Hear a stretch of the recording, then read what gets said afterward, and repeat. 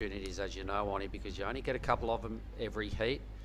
And if you keep wasting them like this up against some highly fancied competitors, it spells danger. So Yep.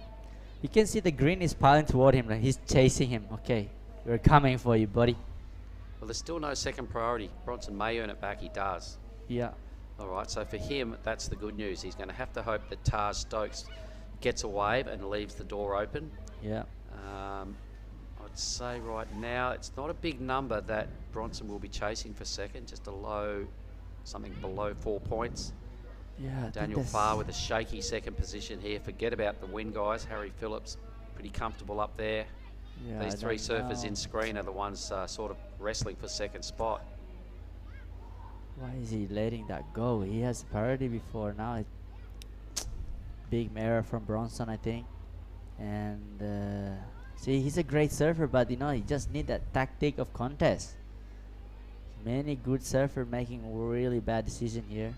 Well, Stokesy needs only a 1 and he'll move into second spot. So Daniel Farr must be pretty damn nervous. Yeah, I'm nervous watching these guys, but yeah, I like Daniel Farr. He's a good guy, but yeah, watching this heat is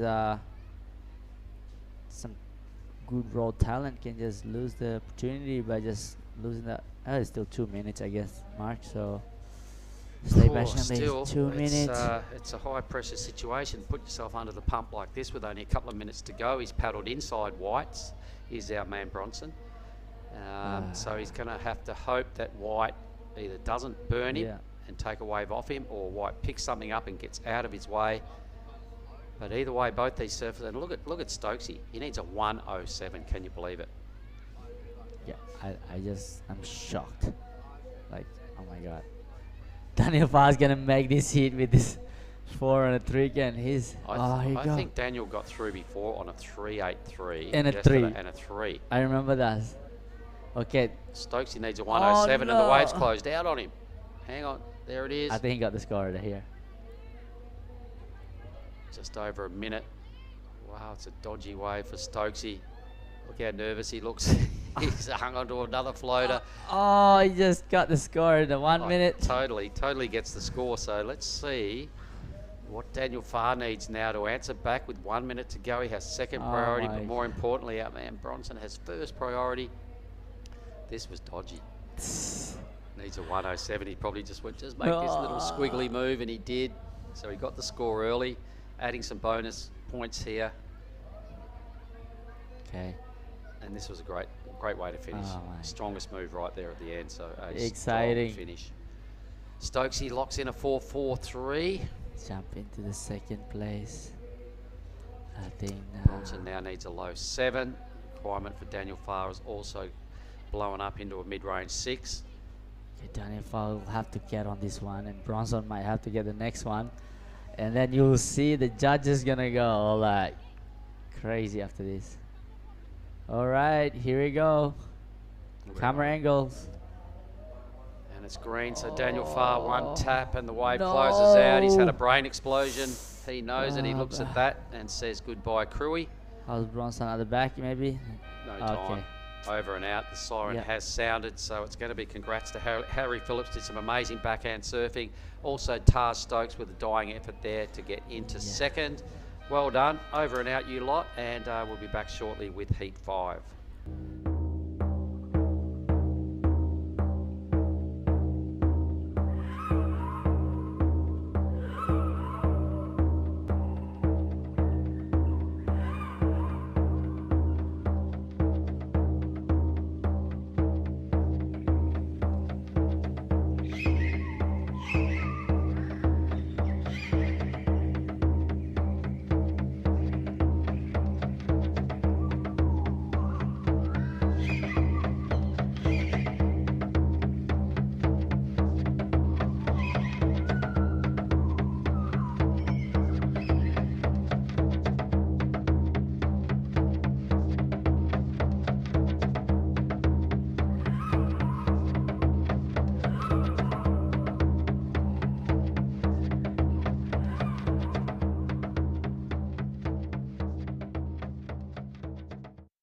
Okay, we're back live again. We just watched that last heat.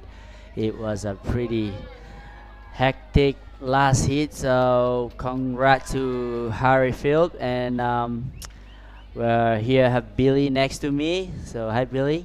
Yeah, great to be back, Oni. Yeah, I kind of missed the result of that last heat, but did you see what happened with the leg rope and Daniel Farr?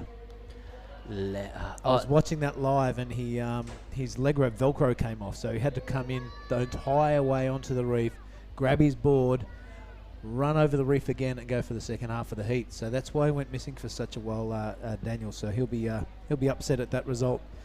Cut his feet on the reef too, running over it. So bad luck to the New Zealander, but a mighty effort to get out there for the second half of that heat. Daniel Farr just coming up short in third position of that last heat, number 4. Heat number 5, Oni, run us through those surfers. Yeah, mate. This heat is the final for me, I think, because they all are my favorite surfers. Solly Bailey, as you know, he's a former WCT surfer, and got Rio Waida is a superstar in Indo, and he just won the WQS, the Prime, and here it goes, up and riding now. Really nice, solid surf by this guy. Boom. Ah. Wow, his pedigree shining through there with that top turn. Finds another one. This is Rio Waida, all the way from Bali. And wow, looking solid, looking polished, and looking confident as he rides out of the whitewater on that one. Gives a bit of a wave and a slap of the hand. He's getting confident, the young man. Yeah, he just saying that, give me the fire, like give me the score, or if not, I'm gonna come for you. That's what he's saying to the judges. Like, I guess that 9.5. Oh, sorry, excuse me. That's 9.5, guys. Oh. Whoa, first wave of Rio. That is the highest score of the competition by quite a shot. Thomas Cavallo and Kian Martin rounding out this heat. Yep. Of course, the Kian flying under that Swiss flag. His dad, a Brazilian, a great guy to know around Bali. His mum from Sweden, and pretty much growing up in Bali around the Canggu and Brower beach reef breaks. Here goes Thomas. Bit of a full-looking wave. Comes to the inside here, and hard to tell from the top angle if it's steep or not, but dang, that's a great angle to see the fins busting through. Just not being able to control that one on the way down is Thomas, our surfer in white. Now, Kian Martin on his shoulder. Switching backwards and forwards. You've got to give up that Rockox. And finding a place to hit this wave. Switch to the drone view. That's a really cool angle. He'll be kind of happy with that start. It's not a 9.50, but it'll be pretty solid. The kid from Canggu. Yeah, really nice surfing, but I think he needs just to ride a better wave with a nice wall, like Solly's wave here. Yeah, let's have a look at Solly. Oh, this is Thomas Cavallo. Yeah, this is the front view now from the thing you saw from the top. So a couple of solid hits, and just can't control that one. Overcooks it on the top turn. And Kian's now switching backwards and forwards, that replay. Confident young man, and got every reason to. He's been ripping since he could stand up on a surfboard. Went from that cute kid to a solid performer, and you can surfing like that, you can see why. Really impressed everyone when he came down to Western Australia. He came down for a few years for the small fries. Cute as a button when he was little. Yeah. Now he's not so cute, but a better surfer. I think he's still a cute man. I think for all the chicks in Canggu. Okay, Sol Bailey in blue, sitting out with priority. Rio Waida off to an absolute flyer with a 9.50. We've been waiting for that score the whole contest. Rio's come out and gone bang, bang. That's how you do it the rest of the field. Thrown down the gauntlet to the likes of Jesse Martin and Jarvis Earl. If you want a bit of Indonesian action, this is what you've got. Jesse Mendez. I'm sorry. Oh, who is this guy? Solly. Oh. Solly Bailey going upside down. You know what though, Billy? These guys are pushing it too hard because he knows his surfing is real. I don't think Solly has surfed against higher caliber surfers than Rio in his life, so I don't think he'd be panicking. I think he's just playing his old game, his own game. He's a solid performer, Solly, and like I said, he has competed against everyone on the CT. Yeah. Rio, of course, yet to make the CT, so Solly will be sitting out there confident that he has many runs on the boards as Rio, although the young man from Bali is on fire at the moment. It's going to be an interesting matchup, this one. I can't wait for the next 18 minutes of action. I think this is one of my highlight hits to watch. You betcha. Yeah. And we had a bit of a wager on this. I had backed Solly, you had backed Rio. So see how it goes. We'll put a cold refreshment on it at the end of the day. You're going to go so wrong. Okay, here we go. The set. If Solly get on this one of those waves, I think he get a 9.5. No. Thomas Cavallo sitting out there with priority. Things getting interesting, get a bit heated in the commentary booth. That's what we love. And this is our surfer in red, It's a 9. Rio. Let's have a look at this wave. You haven't seen it yet. This is the replay of it. Oh. Second turn is an absolute belter. Comes a little unbalanced there, but had no bearing on the score. Bit of a setup turn there, which would be a major turn for most surfers. That's a ripper as well, looking really polished and direction controlled just beautifully. And then, wow, we haven't seen that from him before. Maybe he's feeling a bit of fire in the belly. Got the chili on the lips. He's ready to go. Okay. Big shout out to everyone, no matter where you're watching around the world. A big hello to Shane Hardy. Thanks for the message, mate. I hope you're enjoying the action from Western Australia and watching your relos over here. Jean's been pouncing around the contest site, and Willow has been providing the entertainment like she always does. So a big shout out to the Hardy family in WA and wherever you are watching around the world.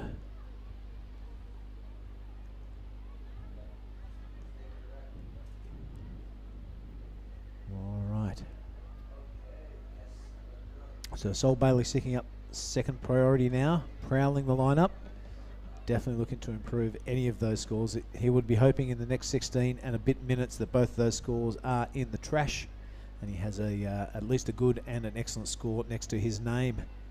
Keon Martin will do his best to keep him at bay and away from that second position, although he is only sitting there with a 3.83 himself.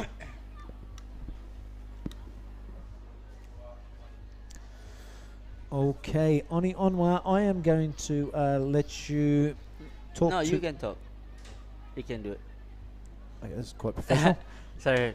Take a seat, Harry. Come Hi, on Harry. Welcome to the booth.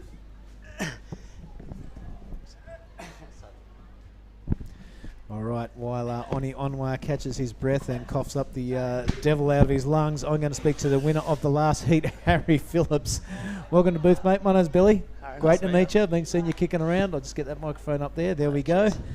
Mate, good heat. You had a stacked heat, as they all are at the moment. The young kid, Bronson Maedi, was he doing any smack talk out there? Nah. He wasn't? Nah. Oh, right on, because he's a quiet kid, but he's a strong talker. Yeah. Daniel Farr had a bit of a mishap there. His leggy came off, so he had to dance over the reef. I'm not sure if you saw it. Oh, was that that first wave? Yeah, and then I saw him on the reef. The second half of the heat, he had to get out there. He cut his feet and got his board back into action. But was he second? I think he got third, mate. I think he got knocked out. Yeah, so which is a bummer. Yep. So Taj Stokes just getting over the top of him there. Oh yeah. Oh. But tell me about that heat. Yeah, just there's good waves out there. Just tried to get 2. Yep. That's all you really need to make a heat, and I was just trying to pick the right waves. The 783 was a cracker to see. Now, tell people down that camera a bit about yourself, where you're from, the people from around the world that haven't seen you before. My name's Harry Phillips, and I'm from Browley on the south coast of New South Wales. Right on. Yeah. Yeah, how long have you been doing the QSs for? About a year or 2 years now. Yeah, rightio. And your best result?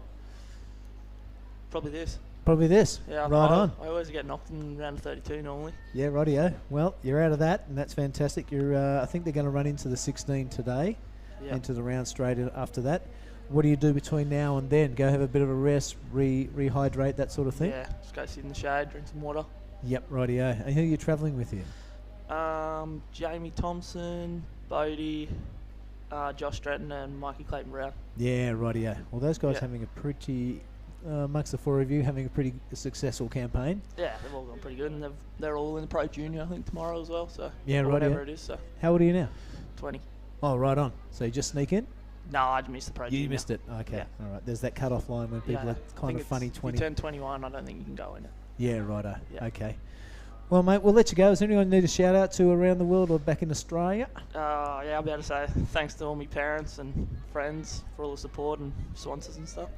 Well, mate, you are in the water not so long now, so I'm going to let you go. Rest up, hydrate, give me Yeah. one of those. Keep surfing, Yeah. keep it flying a flag for the south coast of New South Wales. Boom, boom.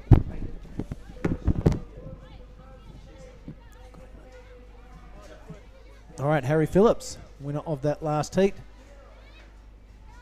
South Coast lads, nice and hardcore. As we try and welcome back to the microphone Oni Onwa.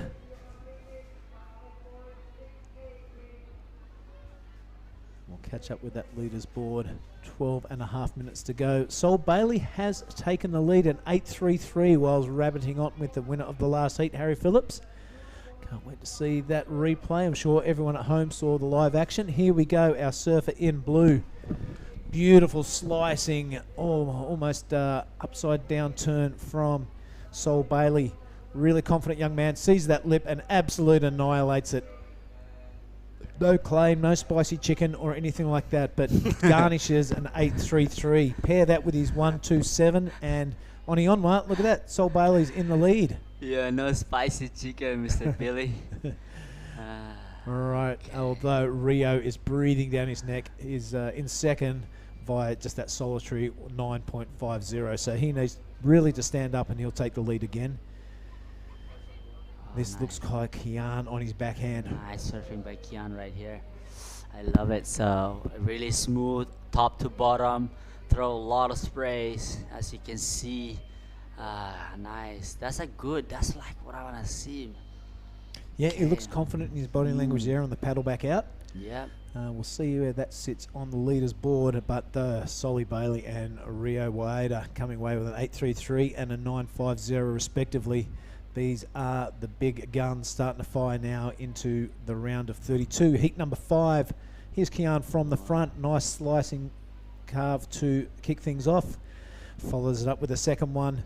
Just looks like a dreamy wave to surf. Oh, wow, that's probably his best, the third. So this will probably be his best wave by a mile. Yep. That's it.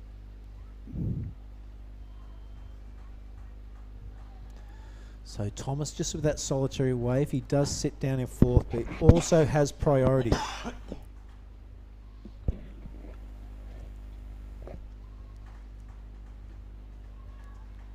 Yeah, I think Solly Bali is really smart with this. It's quick.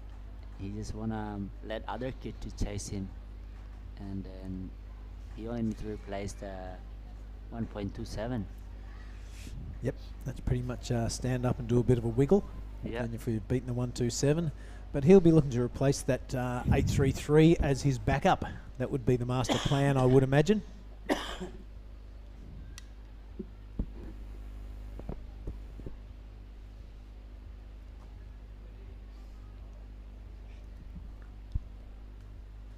Yeah. Yeah, I think the 8.33, 9.5. What would you think Kian and Thomas Cavallo will be thinking right now, Billy? Well, they have no option now. They just have to find the best waves and go absolutely ham on the things to catch up with the other two lads on top of the leaderboard. Sometimes the equation is really simple. Catch the best waves and do your best surfing you've ever done in your life, and you're going to get through. That is the case for Kian and Thomas right now. Yeah, that's a good advice for us. It's really nice and calm in here, but out there, I think the boys be like, okay, come on, where's the wave? Come on.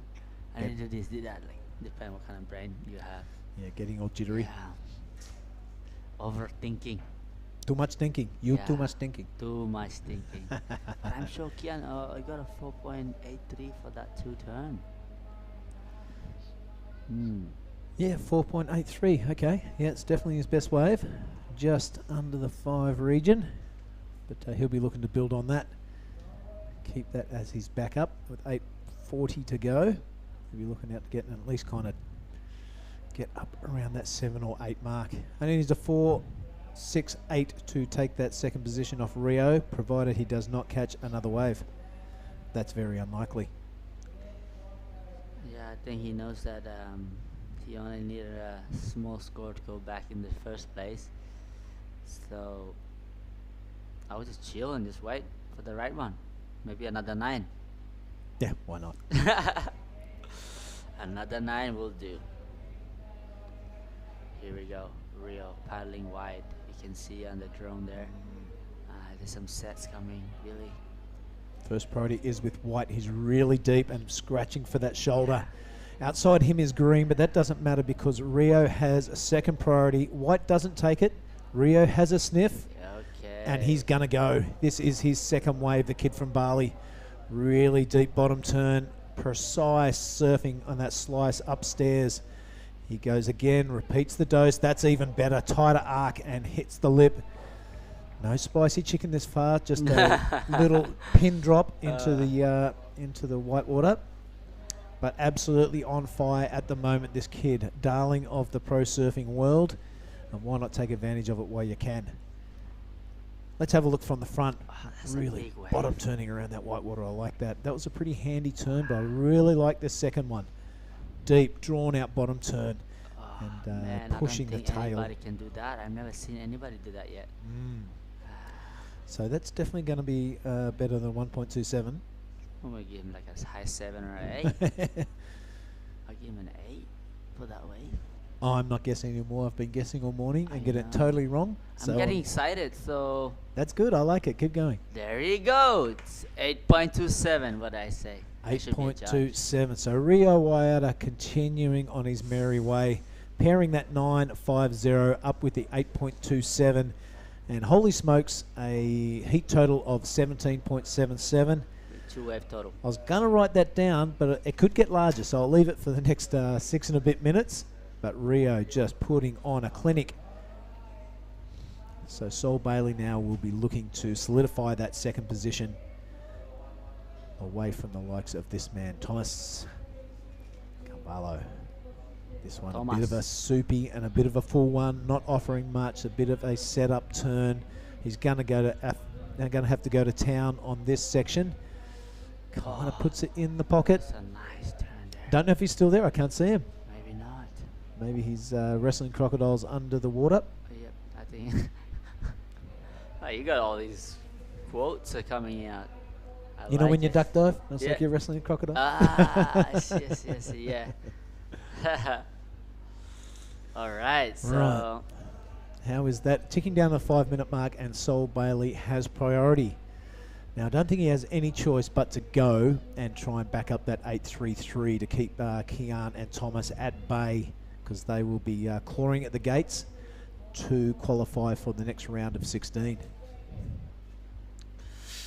5 minutes. I think that's who got party? Soli Bailey. Damn, this guy's a machine, eh? Yep, experienced. You forget about him. You know, I loved when he was on tour, he had the Australian flag on the shoulder Yeah. and he had the Aboriginal flag on the Yeah, shoulder. He that has was some sick. Aboriginal heritage, but I really love that, and I'd love to see every Australian surfer adopt that. That combination of flags. Yep.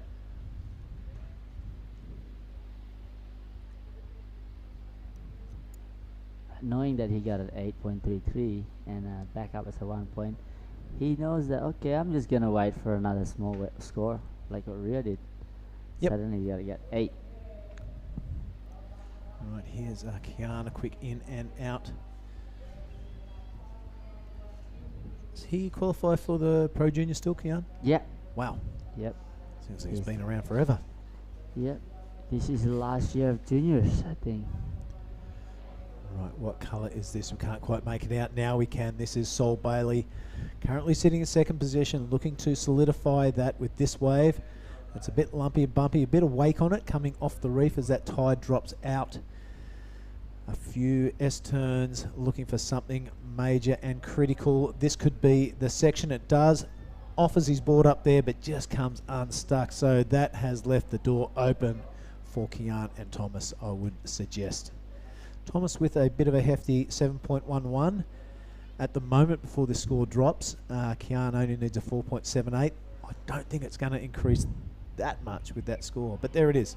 So Kian now a 6.21, very gettable score in the next 3 and a bit minutes. He has priority, and Thomas has second priority. So nervous times for Sol Bailey with 3 minutes remaining. Yeah.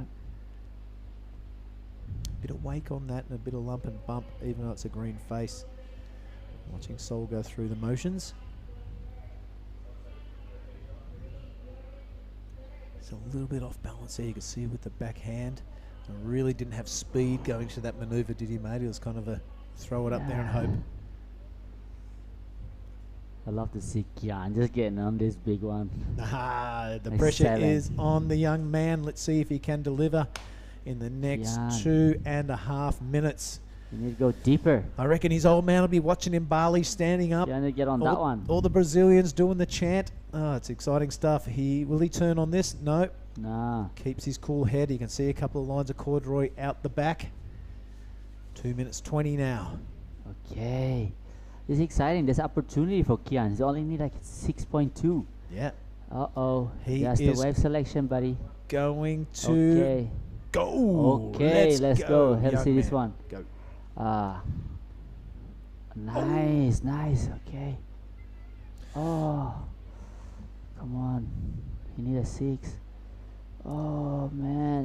This. I think that's too big of a set. Well, Kian Martin, that was his chance with getting towards 90 seconds remaining. An incredible opening turn, but then that wave hitting a few speed bumps on the inside as the water draws off the reef. That may have been his chance. He needs a 6.21. I have been proven wrong again today, so I'm not going to speculate. This first turn was good, right in the lip, floats down. And the second one just hits a little bit of a speed bump there. There's a ribs call up the face of the wave. Wow, the body language not looking good. The wave not offering anything after that. So Kian, we'll see what the judges say of it. But Thomas now in the driver's seat. He needs a massive score of a 8.53 to go to the next round. Sol will be kind of loving that 2.70 now. What a backup.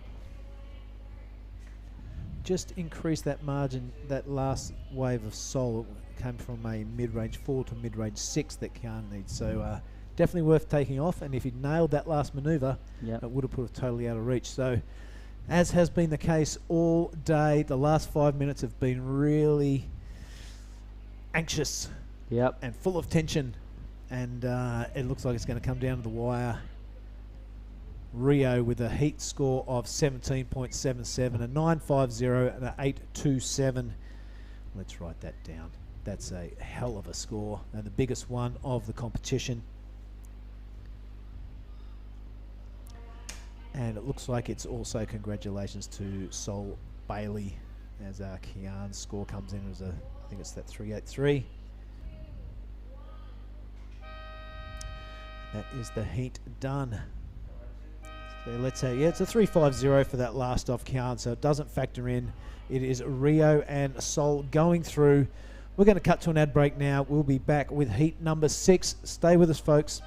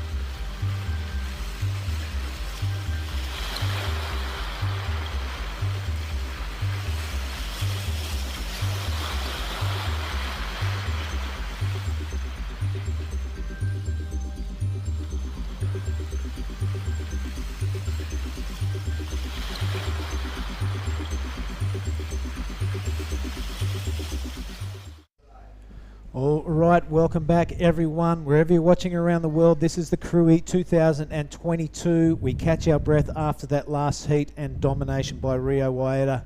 I'm joined by head commentator and all-round nice guy, Mark Clift. Did you catch that? I was out there watching. I saw Rio's that really big wave and turned it into the 8, whatever it was. And I missed the 9.5, but tell me about his 9.5. 9.5 was just a clinic. It was in the first minute of the heat. Even did a little claim at the end, which we've never seen before. All right, well, that was mental. We'll get him on. He's going to pick him up on his way in and come and drag him in here because we've got to talk about heat totals like that. 9.5 and what was it, an 8.27? Yep. All right. At this heat in the water, it is Yuji Nishi from Japan, Sam Coulter and Xavier Huxtable from Australia, and Mamoto Suzuki from Japan. Also, a great-looking heat. I think I saw Solly Bailey going pretty nuts in that heat as well, didn't I? Yep, the 8.33 is one of the biggest numbers today, so I'm going to make note of that as well because not many times have we gone into the 8s. Yeah, things are starting to escalate as we get to the pointy end of the draw, and as you would expect, the pedigree shining through. Sol Bailey not flustered at all after those 2 massive scores. Sat out there really patient and just fell off on his last turn on the backup score, and then he would have put the rest of the field to bed. But his 8.33 was really impressive.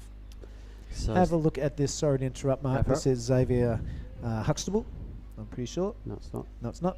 Samson. It is Samson Coulter. My mistake. So he was Benny Spencer's cohort in the epic movie Breathe. Oh, that's right. Yep. Yeah, he got all sorts of mischief, didn't he? They did. It was cool. So he's a rising star. He can surf really well. He has been in a Hollywood movie, so there's a lot to like about Samson, the way he carries himself.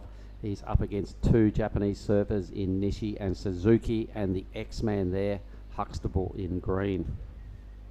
But you're right, Billy, it has been ramping up all day, mate. We've got to this point now where we started this round with 32 surfers remaining in it. We've locked in 10 of those guys into the next round of 16.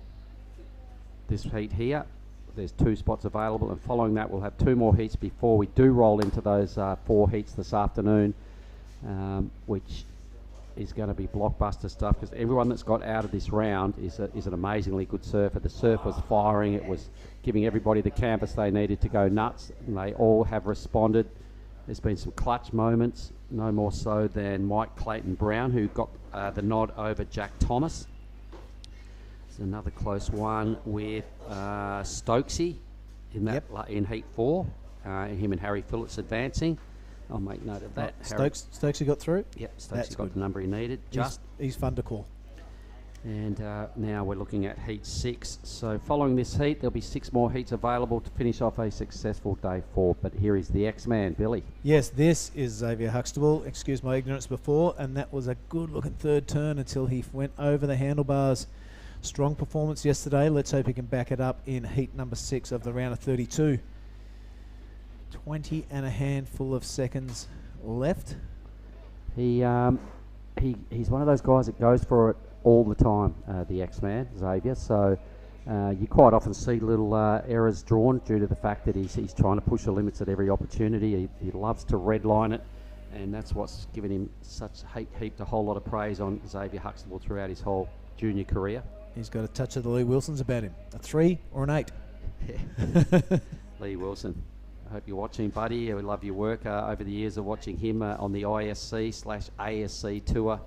A couple of wins in the Rip Curl Cup, the big main event at Padang Padang once a year. Oh, and who can forget that one at Macaroni's? He went absolutely off the planet. Yeah, I've seen him win quite a few events on our Asian tour. I've also seen him get last a few times. It's one of those things. You'll win an event, roll up to the next one, and come last in his first heat. That's just Lee Wilson. Yeah, I loved it for him. Anyway, we digress. We wish he was here. I think he's... Well, I'm not sure where he is these days, but I did see him at Lakey last year, and it was good to surf with Lee. So the 2 Australians, an early lead, low scores. They'll all be a little anxious to add something more substantial to that 2-wave total. and we have both the Japanese now sitting in third and fourth. Well, that was a really exciting last heat, and the talent continues. Sam Coulter having a great contest. I know him, Ben, and Jack have been hanging out really tight, so it's kind of the last of the trio in the draw. And if Xavier Huxtable has anything to say about it, this There he will be goes. it. Goes upside down, comes unstuck. That looked really bouncy and horrible, the face of that wave. Yeah, conditions have changed since this round kicked off, Billy, when Jarvis and Jesse went at it head to head and just nailed screaming wave after, good ride after good ride. It was a super high performance heat to kick off this round. And since then, even Jack Thomas in the very next heat after, he said, what just happened? Did the tide drop? Did something change? It was the start of the ruffle. And those A-grade waves that Jesse and Jarvis helped themselves to in the first heat just kind of weren't available anymore. But then Rio went out and had something to say about it, locks together a 9.5 and a high 8. So they're out there. You've just got to surf to the criteria, and that's exactly what Rio does every time he pulls the Rashi on. You're going to have the opportunity to interview him shortly, Billy, so I'm going to stay in here and listen to that. Boom. I love watching Rio, a star in the making, and he's on the cusp of becoming the first Indo ever to earn a full-time spot on the World Championship Tour. He's so close after that win at Manly. You can just about see the finish line. Should he get a good result here? If he wins here, all right, let's look into the crystal ball and gaze a little further ahead.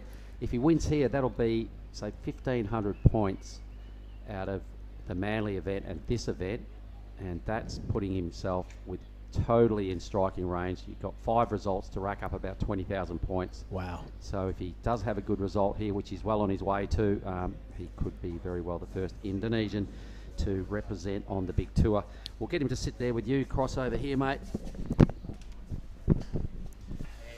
Sorry about that noise. All right, well, thanks, Mark. And how lucky am I? I get to interview, wow, probably the most talked about surfer in the world right now, Rio Waida. Put it there, buddy. Great heat. Do you know your scores? I heard 9.5 and then And 8.27 was your backup. 8.27. Now, you started that heat emphatically. You went really quick out of the gates, smashed that wave to bits, and then a bit of the spicy chicken flame. We've never seen you do that before. You must have been feeling the fire in the belly. Yeah, before my heat, I watched Italo surfing from J-Bay, so that's kind of what I did. So I don't know, I finished my wave and somehow Italo came up to my mind. I just did the kind of same claim like this whole thing. Ah, we loved it. We loved it in the booth, and the people on the beach really loved it. So keep it going. If you feel it, let it out. I loved it. That's good. Now, we were together the other week at G-Land. You had an okay contest there. Who did you draw inspiration off in the jungle there? Who do you think was a great performer? To be honest, everyone was surfing good, but I really like how Jack, how he was focused and how he was like prepared. He was like before the heat, he was like super focused guy, and then and then in the semi he beat Medina, and then he wasn't happy. He was like, okay, I'm in the final, and he was super focused guy, and that's what I saw. And then I love Jack. He's really nice guy, and I love his surfing. So Yeah. so Jack really, I can say, inspired me. Of course, yeah, that's very correct. It's funny you should say that. He talks like he has bigger things on his mind. He'll win Margaret River, then he won at G-Land, and his acceptance speeches were quite good, but you could tell there's something bigger on his mind. I think he has big plans for himself. Yourself, Rio, what plans do you have? I don't know, just improve myself every day. That's my goal. Of course, my main goal is to get a gold medal in Olympics and also make a CT and hope one day become world champion. But right now, just focus on myself and get better every day. That's it. One victory at a time? Yes, step by step, you know. That's right. Now, even like I made this heat, I got 9.5 and an 8, and then I have to surf again, I think later again. So I can't be happy. I have to be focused again, back in the zone, and yeah. 100%. Now, we've been talking about this the whole contest.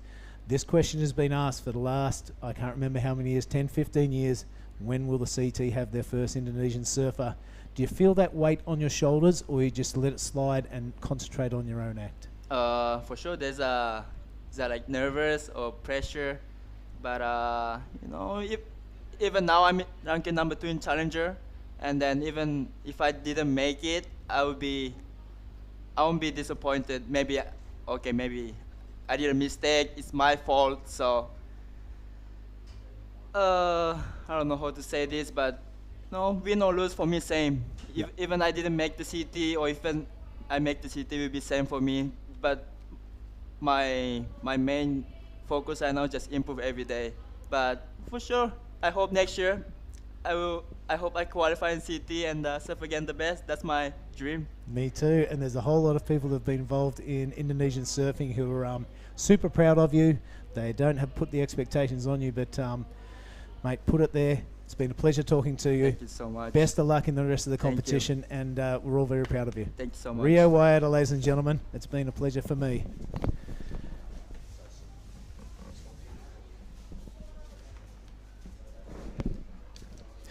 All right, Mark, welcome back to the seat. Well, I really enjoyed that interview, Billy. I thought good questions, really strong, clear answers from Rio. And when you asked him about what he's doing and where he's going, in one brief answer he gave you his short-term goals and his long-term goals. The short-term goal, get better every day. Yep. And he's gone, but obviously I want to win a gold medal, I want to make the CT, and I want to be world champion. It's not the first time I've heard him say that. He wants to be world champion. And, it's great to have goals, and it's great to be confident, and good on him. And there is a massive learning curve for every young kid out there that wants to be a pro surfer. I mean, your immediate concern is you've got to do something every day to get better. Those short-term goals are you train, you work on your boards, you travel to certain events. You don't look too far ahead. You obviously have your long-term goals, which your short-term goals all click and they all come together. You slowly start to tick off your long-term goals. Yep. But if you bypass the short process and you just have this cloudy figure of I want to be world champion and you don't know how to get there, it's impossible. That's a very long road, isn't it? All right, I'll get my excitement under wraps, and let's have a look at the leaderboard of heat number 6. Not much has gone on since you were chatting with Rio, looking at the scores. No, it looks like Sam Coulter's still out in the lead with that 4.33. Xavier, the only one to have 2 waves, but only a minor 0.77 after that. Yep, he's fell a couple of times. Yuji Mishi, just that minor score also. Suzuki yet to get on the scoreboard. Yep. All right, let's have a little further look down the draw and just enlighten everybody what's going on. Ketut Agus, another Indonesian, coming up next. The sole remaining Filipino surfer in Neil Sanchez. Varun Tanjung, straight out of Bali. His dad will be tuning in, and I saw Billy stem and walk up and give me a big cheer, bro. Oh. He'll be in the next heat. Right on, that is going to be a ripper. All right, so Samson, it's only his second wave now. Lanky surfer, good style. Knows what to do with a rashi on. He's just putting together the pieces and slowly starting to build a house. Second score dropping in. Won't be another big one, but he will realise this is a low-scoring heat. Relieve a little bit of pressure, get your second score, extend the lead, and heap a slightly bigger number on the boys that are chasing you. So just building a little pressure there for the others. Good work, Samson. 10 minutes. So Ketut Agus. Oh, hang on. We'll stick with this. Yeah, this is Suzuki on his first wave. He's waited a long time for it, and it's a good-looking wave. Reminiscent of a little bit of Bing in there. Tapering off beautifully and filling full of water, so he opts out. That is Mamoto Suzuki's first wave. And Mark Cliff. All right, so Nishi now, his fellow countryman. This is better work, a really strong manoeuvre there out of the top of the wave. So out of the last 3 rides we've seen, I think so far advantage to red. Depends on how this thing finishes. He's still getting his groove on here. A number of scoring manoeuvres.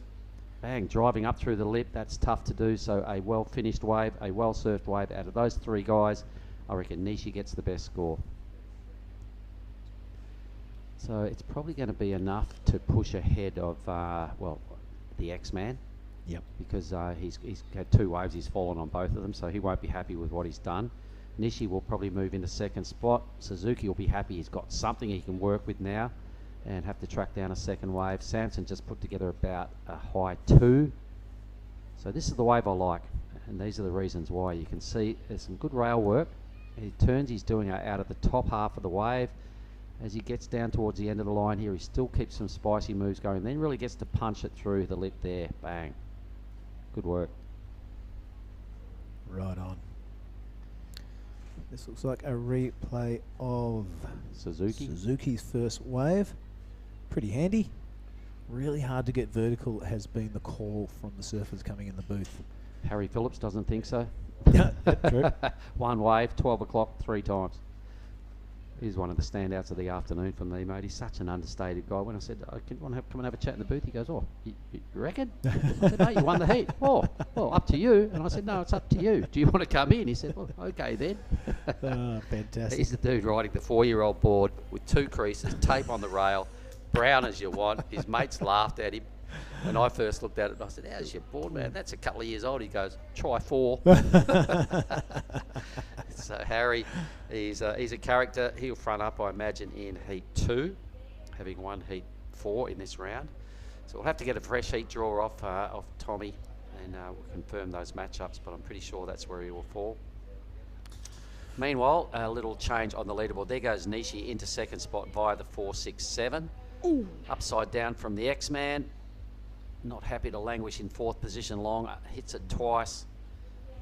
Some really strong, good surfing as we've come to expect from Xavier. He had a pretty stellar junior career, mate. I'm pretty sure he did surf in the Rip Curl Bells Pro. Rip Curl Pro at Bells as a wild card, representing Torquay and Rip Curl.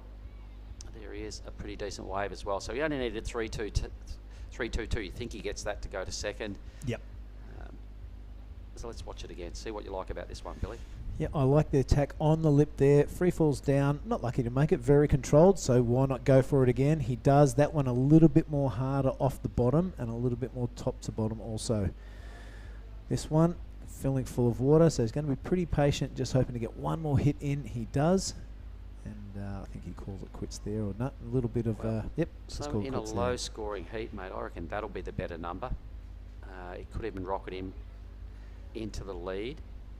All right, because you can see what's going on. Everyone's got a couple of 4s. There's low scrappy numbers apart from that. So it wouldn't surprise me if this goes 5 or thereabouts. He's in at the lead. Yeah, right on. Might even go 6. 2 big hits. I know Ty, the head judge, really rewards that sort of surfing, that top to bottom approach on a bigger wave. Nobody else in this heat's really got it together. So I'm seeing a big move on the leaderboard for the X-Man. Well, just saying it was hard to get to 12 o'clock, all the surfers are saying, so... Xavier wasn't listening. He found the lip twice. Yeah. Right, Samson sitting up there in first position and with priority with 6 minutes remaining. Nishi feeling nervous, I would say. I don't think Samson will be in first place for long. Nishi will definitely not be in second place much longer. The X-Man's got a good score to drop. He'll know it. He'll be feeling pretty confident after that.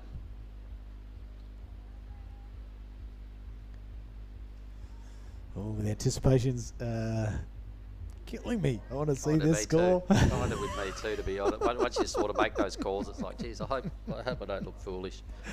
But I really liked it. You could see the quality of those first 2 hits, mate. Yep. Surely the judging panel are going to soak that up and reward the X-Man here. Well, they'll be watching the replays in the tower mark and going through every little micro turn of that wave. Very experienced panel up there, I've got to say. Very familiar faces from around all the CT contests. Only 5 minutes remaining in this one. So Nishi will drop out a second here. Both the Japanese surfers will have a little bit of a challenge ahead of them with a requirement to get into the all-important second spot. The 5.83 for X-Man straight to the lead. Samson now chases a high 3. The other 2, they don't need much to track down Samson, so he'd be feeling pretty nervous about the announcements coming out of the beach commentator. 2.39 is nothing for Nishi, and a high 3 for Suzuki. Highly doable. Another one, and then blockbuster finishes, considering they're all in rotation for the top, sort of, high in the rotation for priority. Well, Samson. You're right, Mark Cliff. That score coming in at 5.83. He does go straight to the lead, Xavier Huxtable, but this is Samson putting his best case forward. Kind of a bit of a strong start, a bit of a stumble on that second turn, but this one looking good on the inside. Still a head-high wave and still a lip to crack. Samson Coulter doing a fine job through the inside. This wave keeps on delivering, and so does that young man. Maybe a closeout Rio section at the end. For We haven't sure. seen that often. He's got to ride out to get the points. He does. Does he? No, he doesn't. What I a don't reckon bummer. he does either. No, not convincing. So it needed to burn off the 273 to make it worth doing. So it was definitely every bit of that. So he'll now push those Japanese requirements a little bit further north. The bad news for Samson is those guys are rated top in the priority ranks right now. This little stumble here wasn't good right there, but a healthy recovery. And surfed on down the line to rack up another 3 or 4 decent moves. So yeah, he'll improve his hold on second. I'm not sure what he needed to go to the lead. This is a good inside section for him. It was clean. And we have seen this only a couple of times, this closeout Rio section at the end. No credit for that hit though. So No. in comparison to what the X-Man did with those 2 big vertical blasts on a bigger wave, I think Samson's going to fall under that total. It goes to a 427 or something, enough to go back to the lead. So now Xavier will be feeling a little bit of pressure because his backup is really low. The Japanese surfers both well within striking range at 3.5 and just over 5 points for Suzuki. So the X-Man will hear those requirements. He won't like it one bit because that's a shaky second position at this stage. Yeah, Nishi only need that 350 to snatch that second position off Xavier. So what do you do here, mate? You are third in line. You've got 2.5 minutes left. Do you try and separate yourself from Nishi and Suzuki? Well, probably, and give them a little bit of space because there are these wide things. Here we go, right on cue. So let me have a little look at this then. Oh, yeah. my goodness, a little fin waft at the top of the coping there. He blasted a second time. Look at him. He looks up there at the judge and goes, yeah, you like my other one? Take Get it. a load of that way. Take a bit of that. That's awesome. You watch this replay. This first turn, he's going to get an inside track. But the first turn with that little fin waft across the top, super hard. Look at him go. Straight back into the lead after this wave. Got his tail up, that's for sure. Look at the I'm not sure he'll get that closeout Rio section, but I reckon he'll put the sword in the scabbard and come on into the beach. Well, what I really liked about that, mate, was after he repeated the hit second time around, he looked up to the judging booth going, there you go, boys. Watch his first turn, everybody. Watch the little fin drift here. Little? That's massive. That was pretty sick on a big wave, and he went, all right, I better just do it again. Thank you. Yep, take that. Bit of sun bowl, please. And then gets the bonus inside track that he really surfed well also. So a great ride, definitely wave of the heat for me. Yeah, he really had his tail up here, didn't he? Really putting the shoulders first on those 2 turns. Nothing down there, but he didn't mind. He, like I said, put that sword in his belt. Yep. Goes, take that, catch me if you can. Bossy surfing, loved it. 2 best scores of the heat right there in the green column once this number drops. So it'll be, straight through to the next round for Xavier Huxtable, regardless of what happens in these 45 seconds. Such is, I reckon, the score he's going to get for this wave. Samson Coulter will be into second. The Japanese surfers will be chasing a slightly bigger total than currently is obvious. 35 seconds. Nishi and Suzuki on the ropes here. Samson will be wondering about that number and where he goes. I'll tell you what, Samson, you're going to drop into second. There's the judging tower, everybody. If you can see on screen there, it's a pretty good looking scene. This is Ombak Indah, the surf camp that we have raided this week and called it home, our workplace. Thanks to Annie and crew that hold it down and provide all the services here at Ombak Indah. There's Fetty in the bottom left-hand corner, our water photographer. Look at that, 8 points. Huxtable. Boom. Write that down on your little thought guide, mate. I certainly am, mate. That's the pens in my hand. There it is, 8 points next to Huxtable's name. A job well done. That's the end of Heat 6, everybody. See you in a minute's time for Heat 7.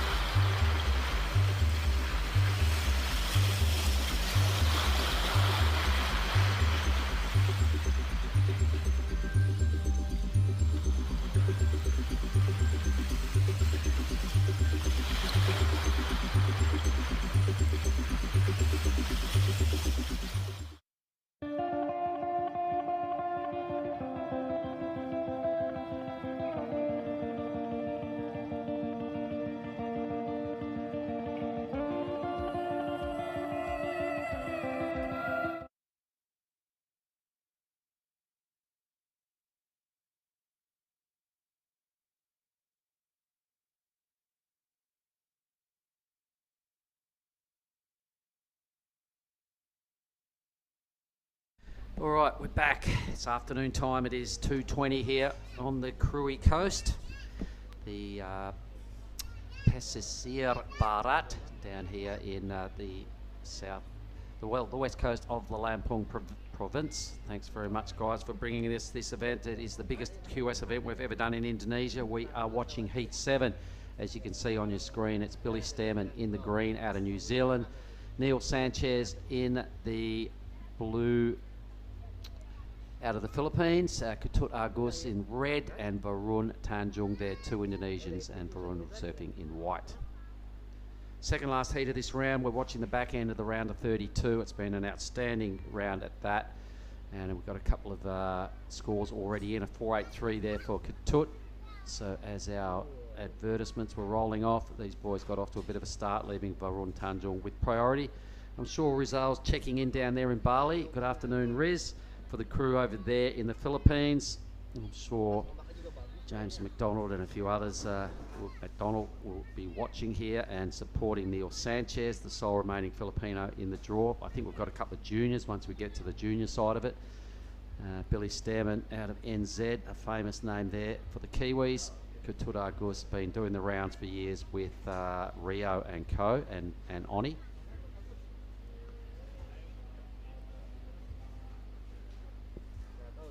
All right, so Billy is back. We must have lost Oni somewhere along the line, and maybe he's doing some beach announcing duties, but I'm sure and I'm hoping we get Xavier.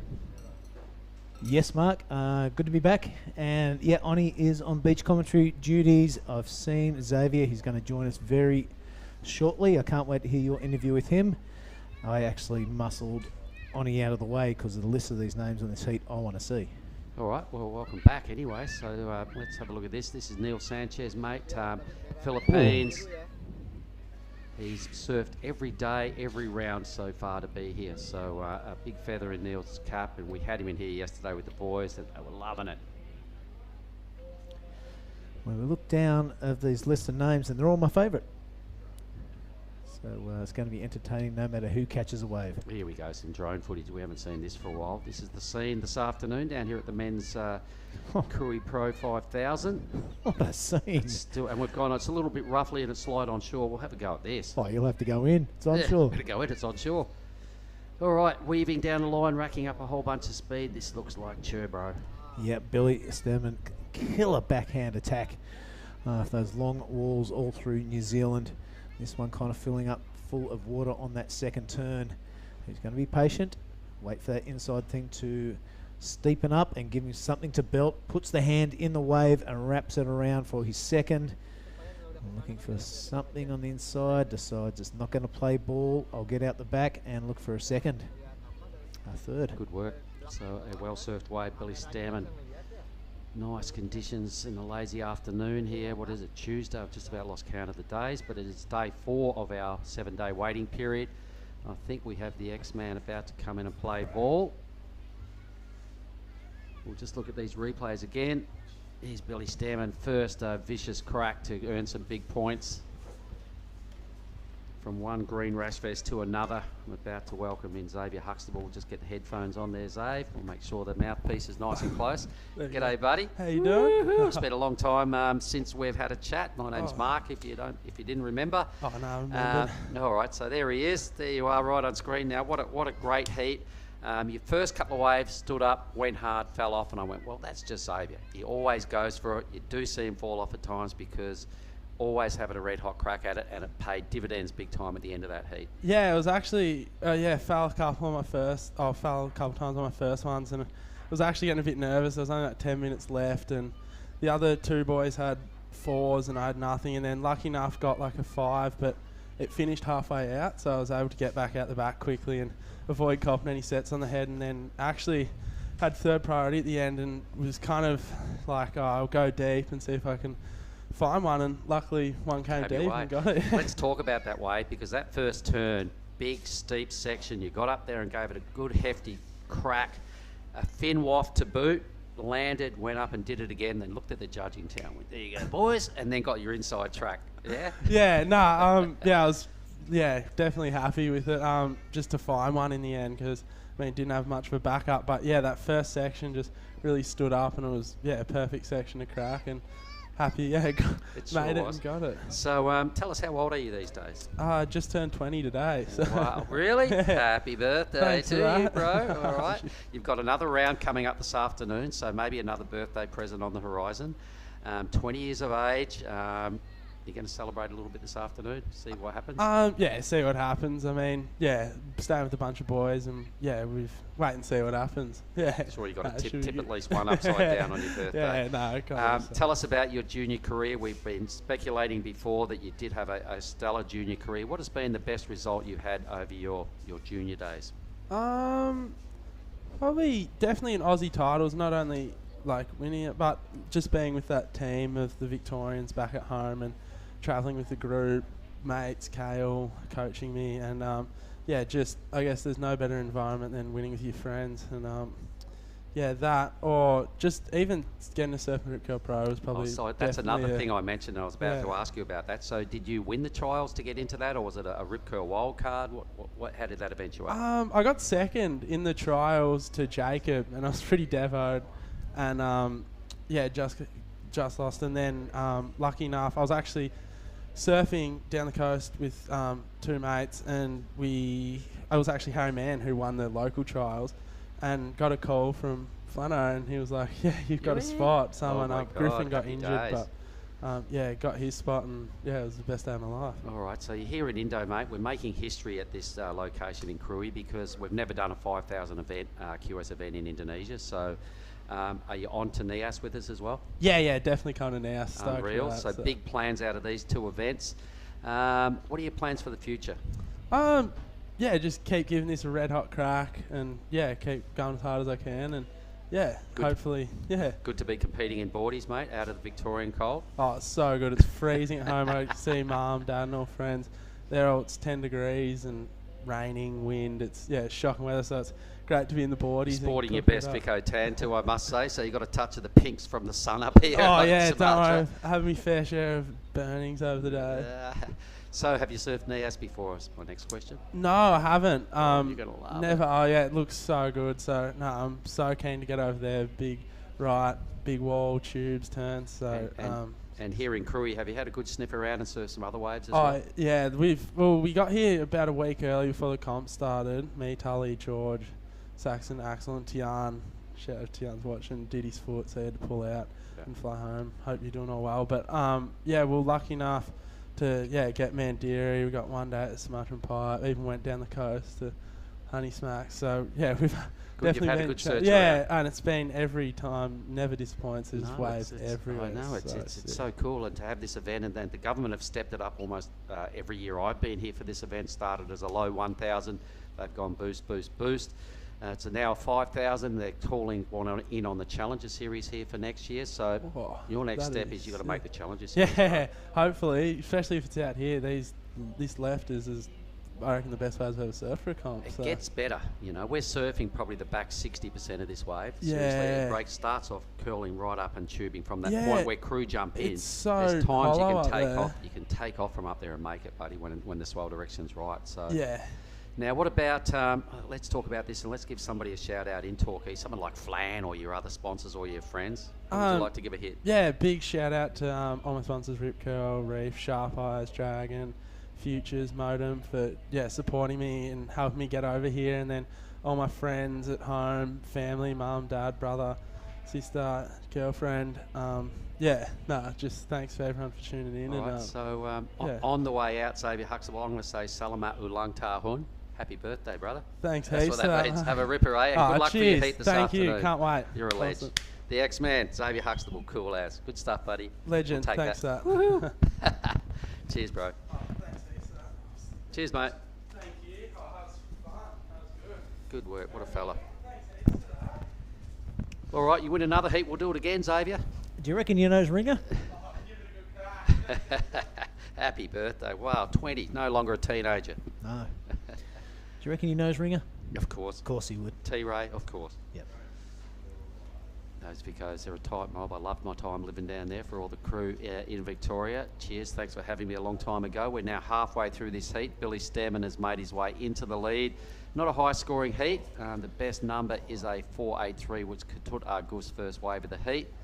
So not a lot of damage has been done on the scoreboard. We can see Blue just thrashing around now. Neil Sanchez, he would have moved into second with that one slash, needed just a 0.9. So he's a good fella, isn't he? That was Xavier? well spoken, yeah. Great young man. That Yep. was cool. Yeah, there's not many people getting around this contest site that you wouldn't put raps on. That's why Especially in it's this draw. no, this whole contest site. They're all good people, and it's what makes working at these contests so much fun. While we keep coming back. Neil Sanchez goes all the way to the lead, I think, with his last number. Boom. So only just over Billy. And here is an action replay of Blue. So Blue is, hang on, where are we? Blue is Neil Sanchez. No, Neil Sanchez. Philo's still holding down a spot in the draw. How good. If he gets through another round, they'll go berserk over there in Chargao.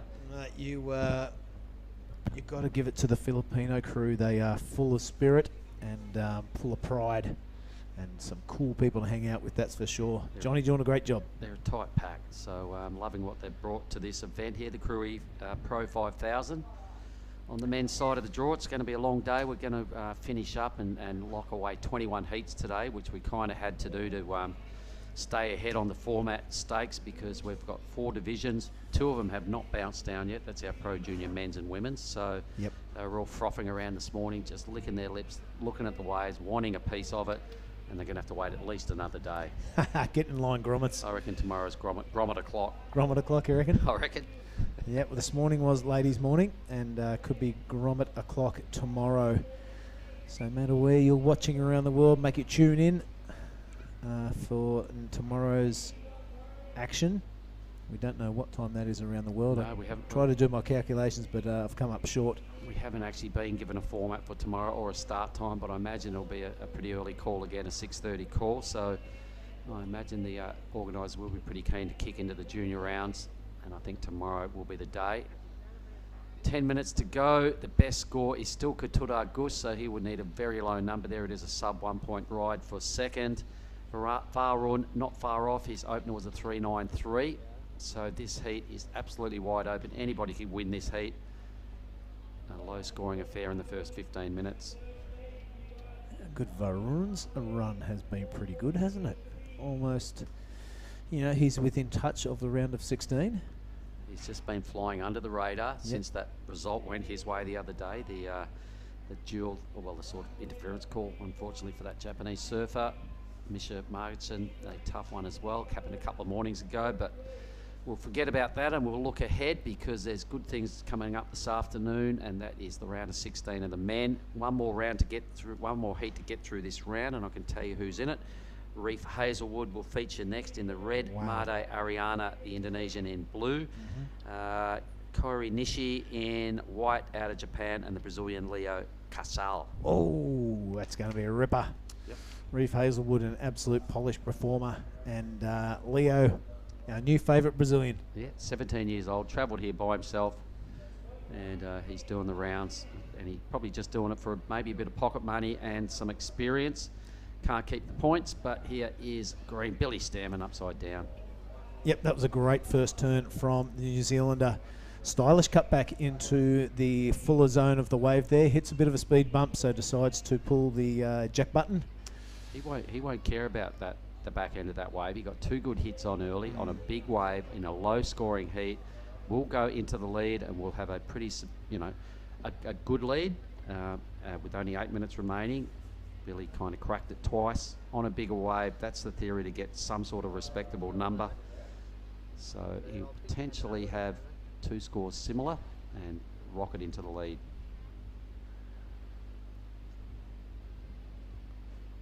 Neil Sanchez about to drop into second, trying to fend off Ketut, who generally is a wave a minute sort of guy in any lineup. He's got 1 more score to come. to try and challenge for that second place. He does have top priority. Varun has second, so the Indo's in third and fourth, but top of the ranks in the priority stakes is a good place to be. Needing only low numbers. Billy Stammen's replay, look at that hit. Oh, yeah, quality, that's a ripper. Absolute quality surfing. And the judges will buy into that because it is a low scoring heat. That was probably the biggest wave we've seen ridden and probably the biggest turn of the heat.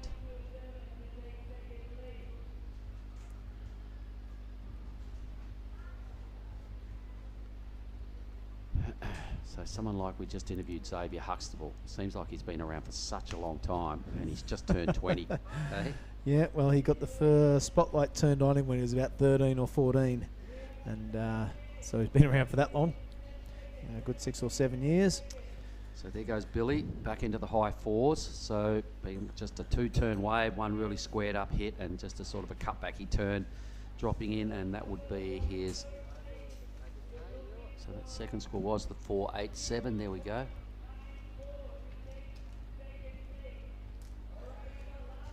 Either way, he's got the lead. Yeah, that's his third wave. A 5.74 needed now from Neil Sanchez, or something better than the 1.87 to fend off the charges from Indonesia. Ketuda Gus Varun Tanjung. 6.5 minutes to stamp a claim for a position in the round of 16. There's a lot at stake here. There's a big difference in prize money and points. But everybody's got their eyes on surfing all the way through to finals day and get themselves a big swag of QS points.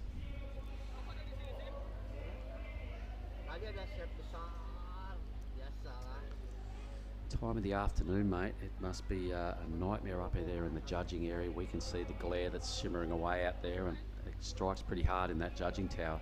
It does, mate. We've got a spot at either end of the judging tower, so you can, depends where they're sitting, you can get a bit of a cross arc of fire. They don't have much of a veranda roof on top of that judging tower as well, so I imagine they're getting blasted by the sun as well about now. Yeah, it's a very glamorous thing, pro surfing, especially when you're a judge. Sit up there, sweat, look into the glare, and get bagged if you don't get the score right. Yep, Oh my gosh, this is a way better environment in here, mate. The AC. It has been a pleasure. Sure has. Thanks for Tippy and Tim for giving us a role, and Will Hayden-Smith representing the WSL, putting it together and bringing our team back together after a couple of years, getting the troops back, the band on the run pretty much. Yeah, it's been a weird couple of years, but the reunion, after seeing everyone, seeing Dickie from Chamaja and Wayam Pitcher and Aria and all those guys, Laporte and Gogo. But I tell you what, the reunions were like you'd seen your long-lost relative. It was fantastic. So a set rolls through. This is going to be a vital exchange here. Nobody makes any sense of that first wave. Ketuda Gus has got first opportunity to pull the trigger should something decent pop up. I imagine he's pretty anxious too to lock away that second score. So maybe that was a wide swinging set. You can see three of the surfers come back into picture. Ketut and Varun have sat there for quite a while without a wave. I realise once again it's not a high scoring heat. I mean, Neil Sanchez sitting on a 1.87, hutty. I'll tell you what, Ketut Agus is the danger man right now. He has ice running through those veins. He's been in this position a lot of times before, and he is the guy to watch with priority. 4 minutes remaining and needing kind of just to stand up and do a turn to take second place. He could sit on that priority for quite a while as long as Neil doesn't get a set wave. Well, I can see some lumps moving to the right of screen, pushing wide down towards caddy zone. And look at Ketut there, right on the heels of look like blue. Billy Stammen won't be happy with his scoreline either. We know he's a seasoned professional. Packing a couple of fours going into the next round. He'll want to leave this heat brimming with confidence and a bigger number than what he's previously put together. Although he's done some vicious surfing, he'll want to go into the beach with something better than he's already done. So I reckon he'll get another wave. He'll find something out there.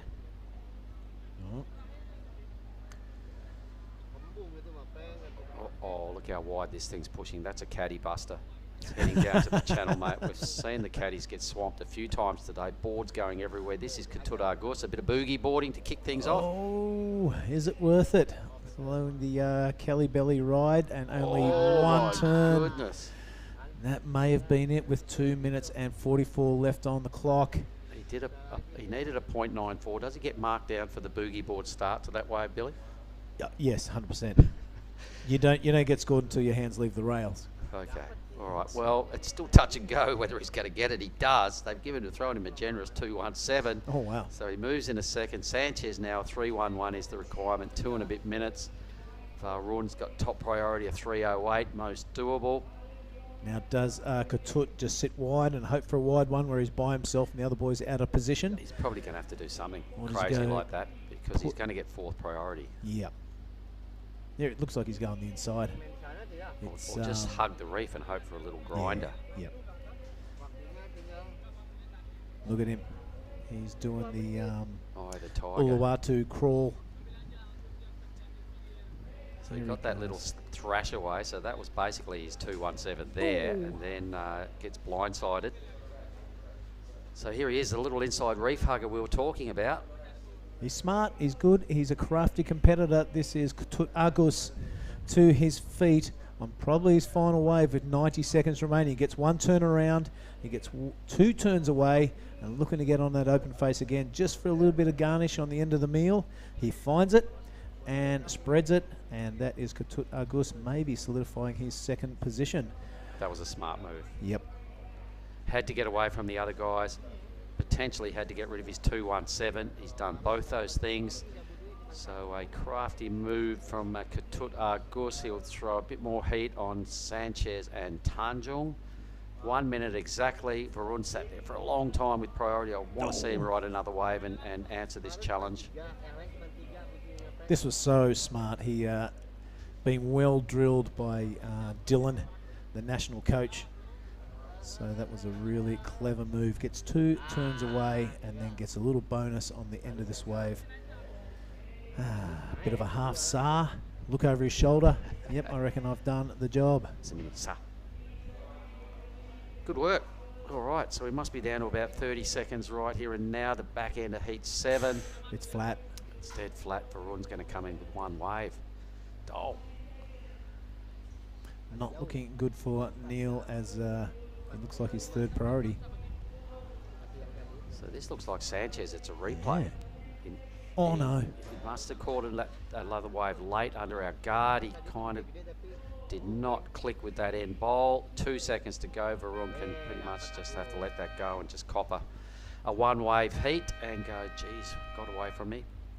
He's young. He's got his dad in his corner still. He rolls with Bronson, so there's a bit more learning to be done for Varun. Tough luck. That's competition. We'll be right back in a moment with heat 8.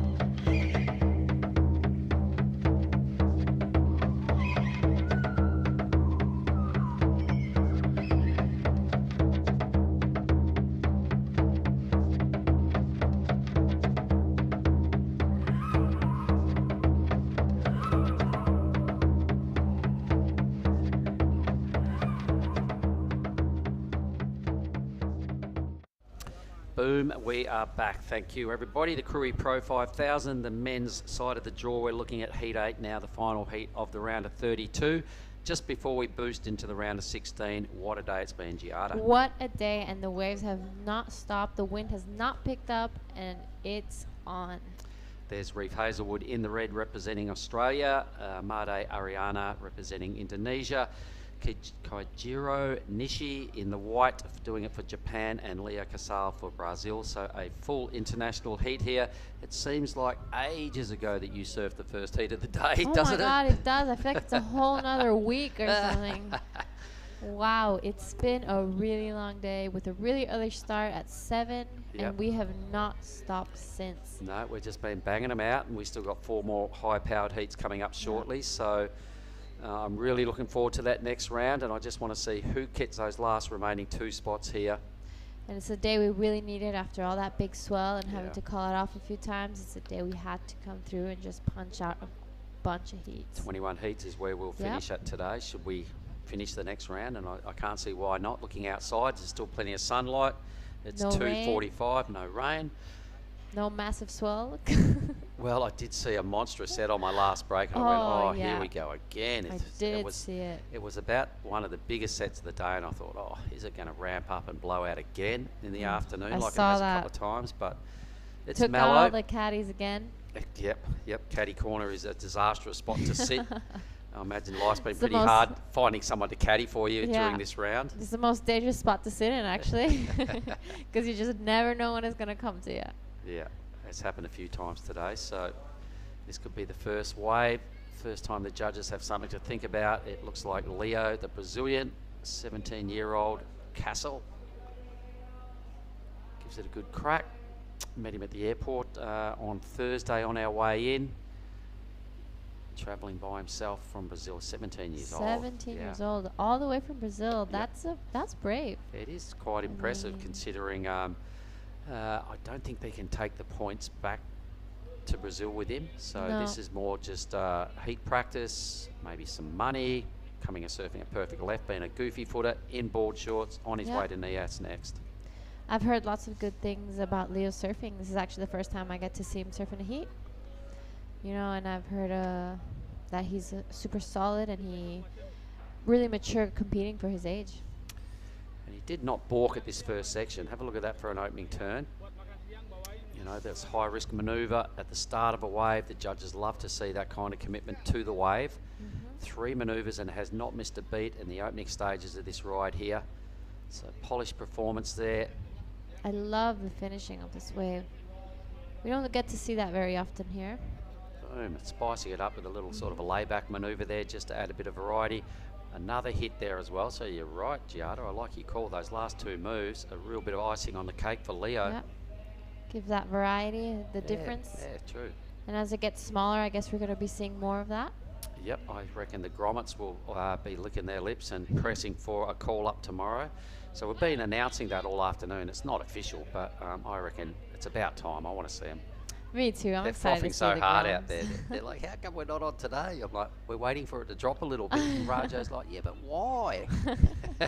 Well, Rajo is a very special Grom, so maybe his opinion could be different to others. But yeah, I do imagine that the Groms are frothing and excited to be there. It's already day 4. You know, they want to get in there, get started as well, get off that first heat, those first heat nerves. You know, Yeah, exactly. When you wait So- 4 days as a grommet, that seems like an eternity. an eternity. Must be like a month for them. Have a go at that first score of greens. 6-5. That's a great way to start. Yep. It really shows how he really tried to spice things up and make it different. And like I said, it was one of the only ways we actually got to see a finishing on like that. Yep, and it was 2 good moves to finish, so some solid work at the start and a point of difference with some variety there right down the end of the reef. It's going to take him a while to get back into the picture, but it doesn't matter when you lock in a 6.50 in the opening minutes. Well done, Leo. He's a very solid surfer. Yeah, for someone that's only 17, other side of the world, in unfamiliar water, knew virtually no one when he got here. Yeah. And he's blasting through the heat draw like a knife through a cake, so good work. This is Wow. us, Mark Clift, Jara Legati. Jade, I'm calling you. And a quick up and down there for Red. So we've had a pretty good day. That was Reef Hazelwood. The wave didn't pan out the way Reef wanted, but just staying active and keeping moving in this lineup can be a good theory sometimes, because waves can pop up in 2 or 3 different spots on this reef. Yeah. Looks like a bit of a wide set about to push through at the moment. Giada. Yeah, as we see the set just starting to roll through. As that last score just came in for Reef, that quick in and out. And we'll see a little bit more action with this set. Hopefully it's not going to wash everyone out, but maybe just the caddies.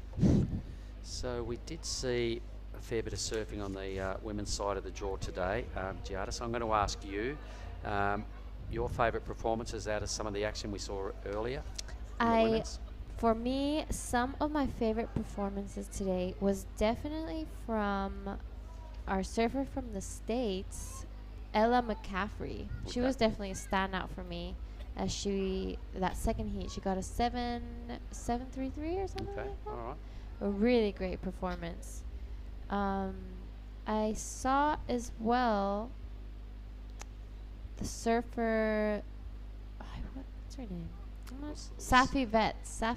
That's right. I remember she had a 2-turn wave where she got like well and truly in the 6 range somewhere. Might have even pushed towards the 7. I think she was a 7.5. I think Safi was a 7.5. Here goes Hazelwood. Check out Reef here. Nice. Looks like outside corner Uluwatu.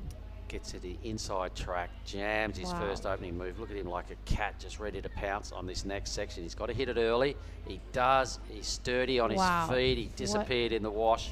I think he's taken a claim right there for a completion, because I reckon it was a pretty good job to land on his feet and reappear, wave towards the judges going, I got it. So the score will reflect that. A 2.93 doesn't get credit for that finishing move. Yeah, for sure. Pity. Here's the action replay again, but you watch Reef here. Actually, that was his first. He did get a wave earlier. So this is his second score, so maybe it's not in yet. Maybe that's it. And no reward for that second move. No, I think he did get a wave earlier. They haven't scored it yet. So we're just waiting for Reef last wave, as the last heat's winner is going to be joining. Yeah, let's bring him today. in here. Yeah, beauty. Here's Let's do this, Billy. Thanks, Giada.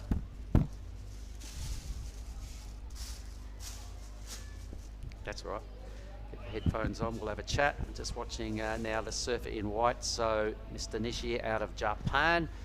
The 2 Japanese surfers in 3rd and 4th at this stage, but into the AC unit here with me, Billy Stearman. It's quite nice in here, isn't it, buddy? It's nice and cool in here for sure. Good. It's steaming hot outside. Yeah, it's warm out. It's like a bath paddling in too. You're just going through the hottest water, but it's nice.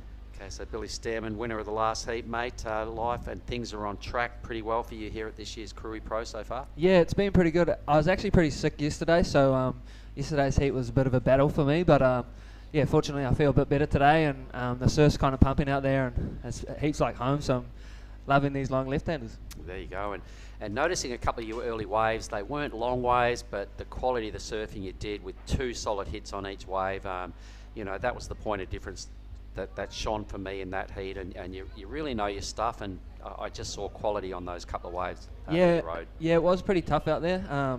Like none of us got any good waves, and there was kind of just big wide ones coming through, and in between the littler ones were kind of fun, and I was trying to pick off the better waves, but I knew I just had to better my 4 or my 1 that I had as a backup. So yeah, I managed to do that, and I guess the experience is paying off there.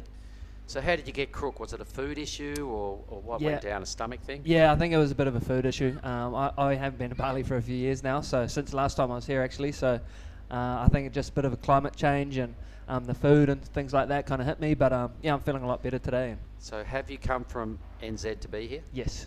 Okay, so you've gone from what sort of degree water to here? Oh, I don't even know. It's like 4-3 booties at home. There's a crazy storm going on at home right now, so luckily I've missed that, but yeah. Got some good waves out here today. Into some 29 degree water, mate. Blistering afternoons at about 32 degrees. So the hydration and the sunburn, how's all that stuff treating you as well? Yeah, not too bad. Yeah, like I said, I've been sick, so I've kind of been inside the last 2 days, and the aircon, just relaxing, trying to save my energy. But yeah, it's definitely hot out there. I'm sunblocking up, and yeah, just trying to stay hydrated. So let's get this stat right. You've won the national title a record amount of times, and what is that stand at now? 8. 8, my goodness. Wasn't there a recent one gone on, and did somebody just climb over the top of you recently for the title? Yeah, Daniel Farr, actually, who I'm travelling with at the moment. He unfortunately lost earlier, but yeah, we had a good battle in the final, and he did. I was winning the whole heat, and then he got a wave at the end and did this huge punt and jumped me for the national title, which is his first one, which was cool to see, you know. but it's good to have that competition at home. I love competing against whoever at home, and it's good to have those battles in New Zealand. Well, you've been flying the NZ flag for a lot of years at almost the highest level, and pretty much doing a fantastic job representing NZ really well. Who's coming through the ranks that are ready to take over the baton from you and make a charge for the top? Yeah, there's a few here. Elliot's here. Daniel Farr's, he hasn't competed on the QS for a while, but it's good to see him make a few heats. We had a good Kiwi contingent in Australia this year with Safi Vedi, Levi, Kehu. And yeah, we had a lot of fun travelling together, and kind of we got that Kiwi vibe together, and we had a lot of fun on tour. And I think Kehu's doing really well at the moment, obviously, man. Kehu, yeah, I noticed him as a junior once during a subway event in WA. Really caught my attention. So, I've met a lot of good Kiwis over the years, and I'm going to throw to something out totally left of field here and say, how's Luke Sederman's Raglan surf report? I've seen you feature on that a couple of times. Yeah, he's doing well, actually. He actually came to the Gold Coast and Manly for the challenges, and he was like a superstar over there. He was like famous, walking around getting autographs and photos and stuff. And he's doing way better in the celebrity stakes than he did when he was a surfer. Yeah, exactly. Just by being a funny bugger and taking the piss out of everything. It's really cool. Yeah, he's doing well. He makes some cool stuff, and everyone gets behind it. And it's real relatable, I guess, but he makes it in a funny way. And he's a good friend of mine, and we've done a lot of things in the past, and hopefully we get to have a few more surfs together. All right, well, Luke Sederman, I love the way you surfed over the years. I saw him at the peak, and a big, strong fella. He's turned into a real funny bugger, and go to Raglan Surf Report. Well, good on you, Billy. So what do we do this afternoon? You're probably potentially going to have another heat. Yeah, I think I'm heat 4, so I'll be last heat of the day. To go and get some water into you, or a coconut or something, mate. Stay in the shade. Hydrate. I'm going to shake your hand again and say, Billy Stammen, you're a ledge. I love the way you go about it, and all the best for that heat this afternoon. Cheers for having me. I'd like to say hello to everyone at home. My little brother, Reef, this time. I forgot to mention you last time. So Reef and Vicky and Dad, and obviously my wife, and everyone from Raglan and New Zealand supporting. Cheer, bro. Cheer. Thanks very much, Billy. Good on you, bro. Unreal. Thanks, mate. Go get him this half. Oops, there we go. That's all right.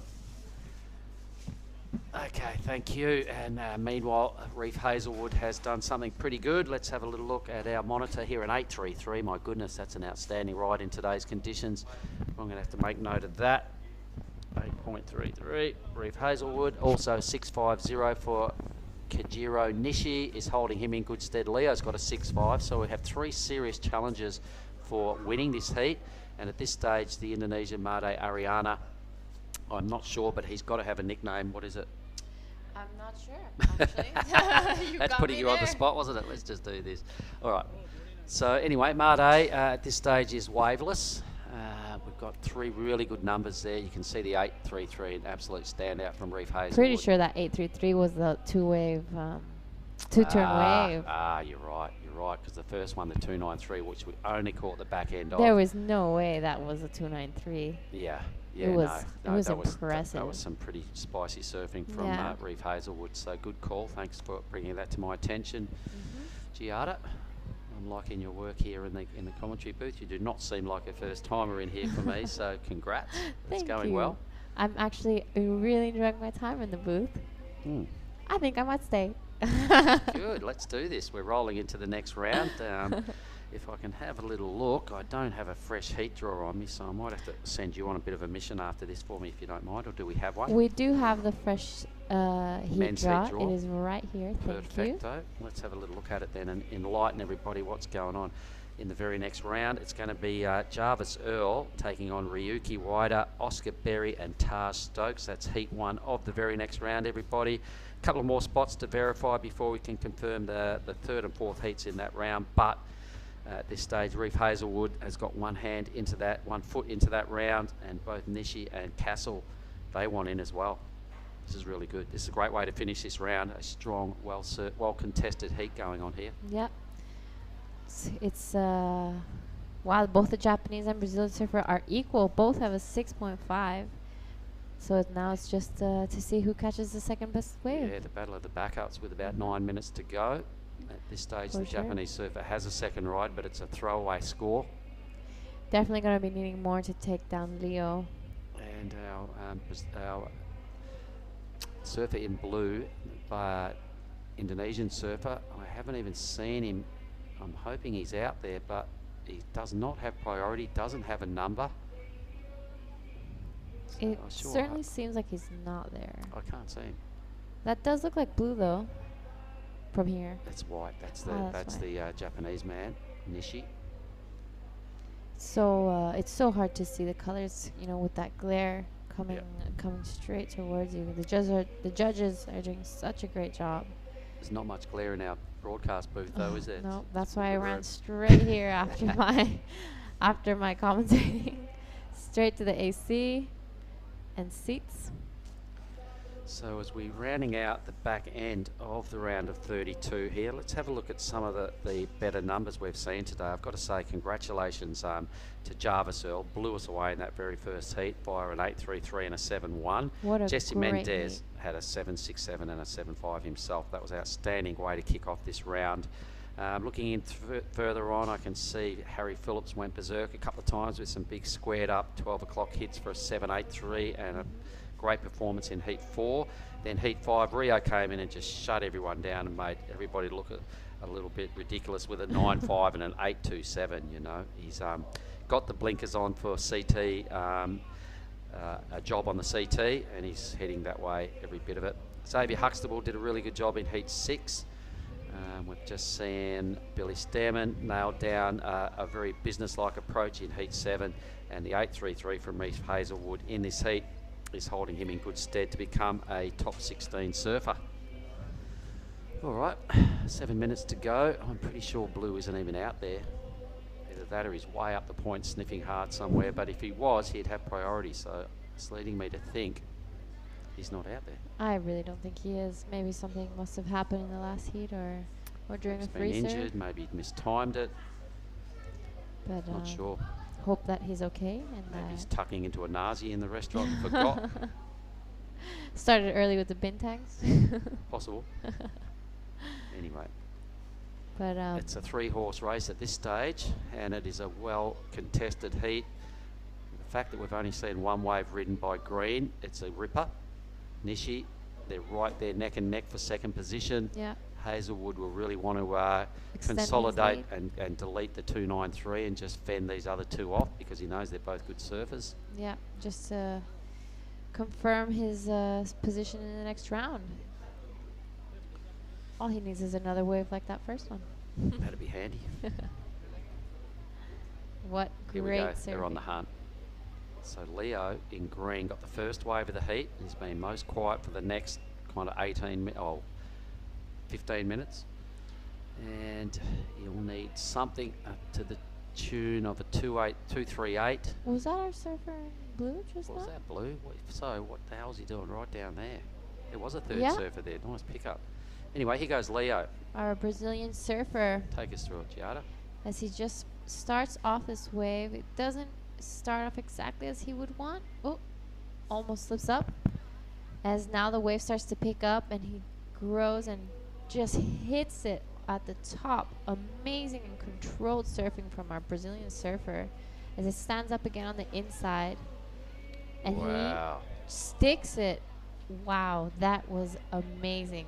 A little jump claim, I would say. Judging by the flick out, his body language is suggesting he really likes it. He I reckon likes he- it. I think the judges will like it too. Oh my God! It's like this Here we wave. have Like the replay. there was a little mess up at the start of this, and he would have considered himself pretty lucky to recover. Yeah. Right about here, you'll see something go on, which is a little bizarre. You can see his back foot came off completely, actually. But then look at the determination from there on. This Yeah. next section, he just totally hits it, squared it, nails it. It's gone right on back in the groove, and he gets another section very similar and gets up and does it again. Amazing surfing from our Brazilian surfer, Leo Casal. Goes to first with his score for sure. Almost didn't make it to Krui. Didn't have a ride. Didn't have a ride, but we had his board, so if Yeah. he didn't make it, I was His going boards have. to have a board sale or a new quiver of Tokoros. There, Alright. 860. Oh my goodness, I've got to write that Highest down. Heat, highest wave of the heat, right there from our Brazilian surfer Leo Casal, and everything I've heard about him is true. Then he So is far, so a good. very good surfer. So now Hazelwood, after being sitting at the top of the tree feeling quite comfortable, will be looking over his shoulder. He would have heard the number with 3.5 minutes to go. Nishi has top priority. That will also be worrying Hazelwood. This could turn around pretty easy. It could turn disastrous for Hazelwood because we know Nishi is a former winner here. There he But here goes Hazelwood. So what do you like about this one, Giada? Let's have a look at him. Well, it's definitely one of the biggest waves we've seen in this heat. And judging from the last one, we know that Reef can definitely handle those waves. Wow, I would have been pretty impressed if he landed that. So it was turning into a similar opportunity to his last wave, a big wave with a hit and a difficult finish. That time won't get credit for the ending. Just went a little bit sideways and gets deleted off the screen right there. So he may improve on his 293, but it's definitely not enough to fend off Nishi. Chasing only a 477. And with priority now at the back. Nervous Reef Hazelwood right I here. would be very nervous being Reef and start paddling for my life to try get out there. As we see Reef's replay. So in hindsight, maybe picking on the biggest waves hasn't been ideal for Reef. I think he does improve on his 293. Really needed to make that to fend off Nishi. Yeah. The little error there has left the door open for the Japanese surfer. It's a 4.43, so he does improve. It does improve. It does make the requirement a little higher for Nishi, but nothing he can't do. No, we know that. Yeah. And he's still got 2 minutes to do it. So Hazelwood will get up there, get in his face, sit side by side with him and keep him honest and try and push him off the spot, maybe try and paddle him too deep or something, some little sneaky tactic like that. Just under 2 minutes remaining in this heat. Wow, what a heat.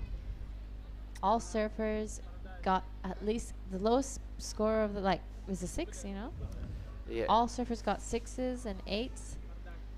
Yeah, this is one of the highlight heats of the day for me. And I'm not sure what happened to Blue. He's now gained second priority. I think he sat too far off the peak and the judges weren't keen to give him a priority slot because you've got to pass a certain point before the priority judge goes, right, now you get in the rotation. If you sit too wide, they judge you're not on the peak, a la Made. He never got in the priority rotation, sitting a bit too wide. So here goes Nishi, not what he wanted. Sat there for a long time. He throws down and cashes in his priority, which was an important thing to have at the back end of the heat. Bummer. Could be a quick priority mistake from our surfer from Japan. So Blue. Keijiro Nishi. But Blue needs a wave. You can't go in with a pair of donuts on the score line. That's not happening. Blue's in combo right now. Totally. But he's got to get something. You can't go out there for 25 minutes and come in scoreless. That's a carton. Especially when the waves are firing. That's a carton to the commentary booth. Should you come in scoreless? Made Ariana, please. Please do something. Take some coldies as soon as you come in. No, let's hope he's got 30 seconds. Jump on something. Stand up. Let's see whether he's a goofy or a natural or what's going on. Made Ariana.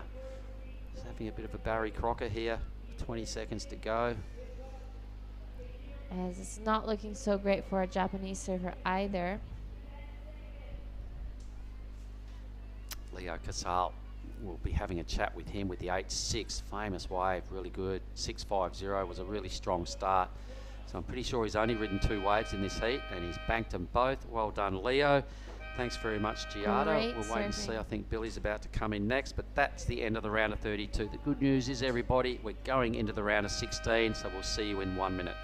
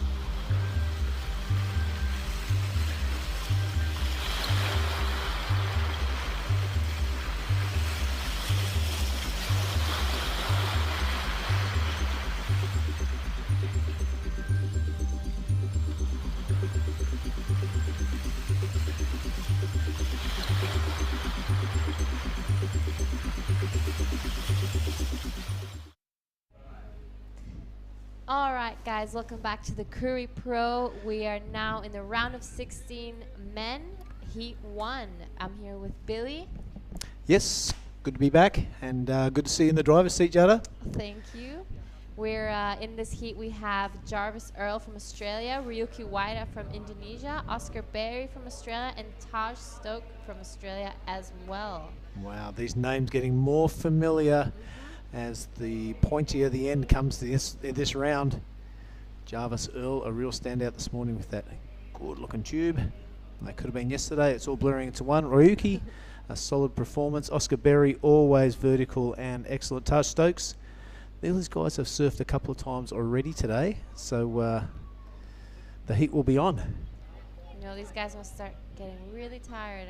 You know, there's a lot of current out there. It's big, and you know, with your nerves always on point, it starts to really get to you. As we see the first ride from White, Oscar Berry, just a quick in and out. Didn't like what he saw. Right on. Yep, they are professional athletes, though. That's what they train for. Exactly. You're right. They all, I'm sure, came prepared and trained for this. Some have already been here for a week or so. I've heard others for 2 even. Living off rice and chicken or fish. And good times. This looks like a bit of a replay for our surfer in red. This is Jarvis Earl.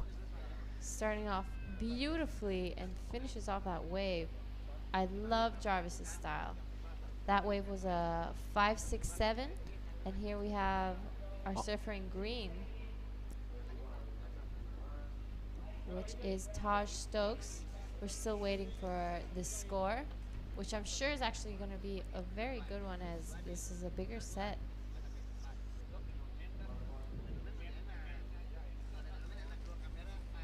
As he took it all the way. What a great way from our surfer Taj Stokes. A great way to start his heat as well in the round of 16. And so, Billy, what'd you do on your break? On my break, I kind of chilled out and went to the competitors area. Had a good talk to Ketut Agus, who did that really smart inside last-minute wave on his heat on the way to a second place. As we look at Rio Waida going absolutely bananas on that medium-sized inside runner. Sorry, Ryuki Waida. My apologies. Oscar, one turn.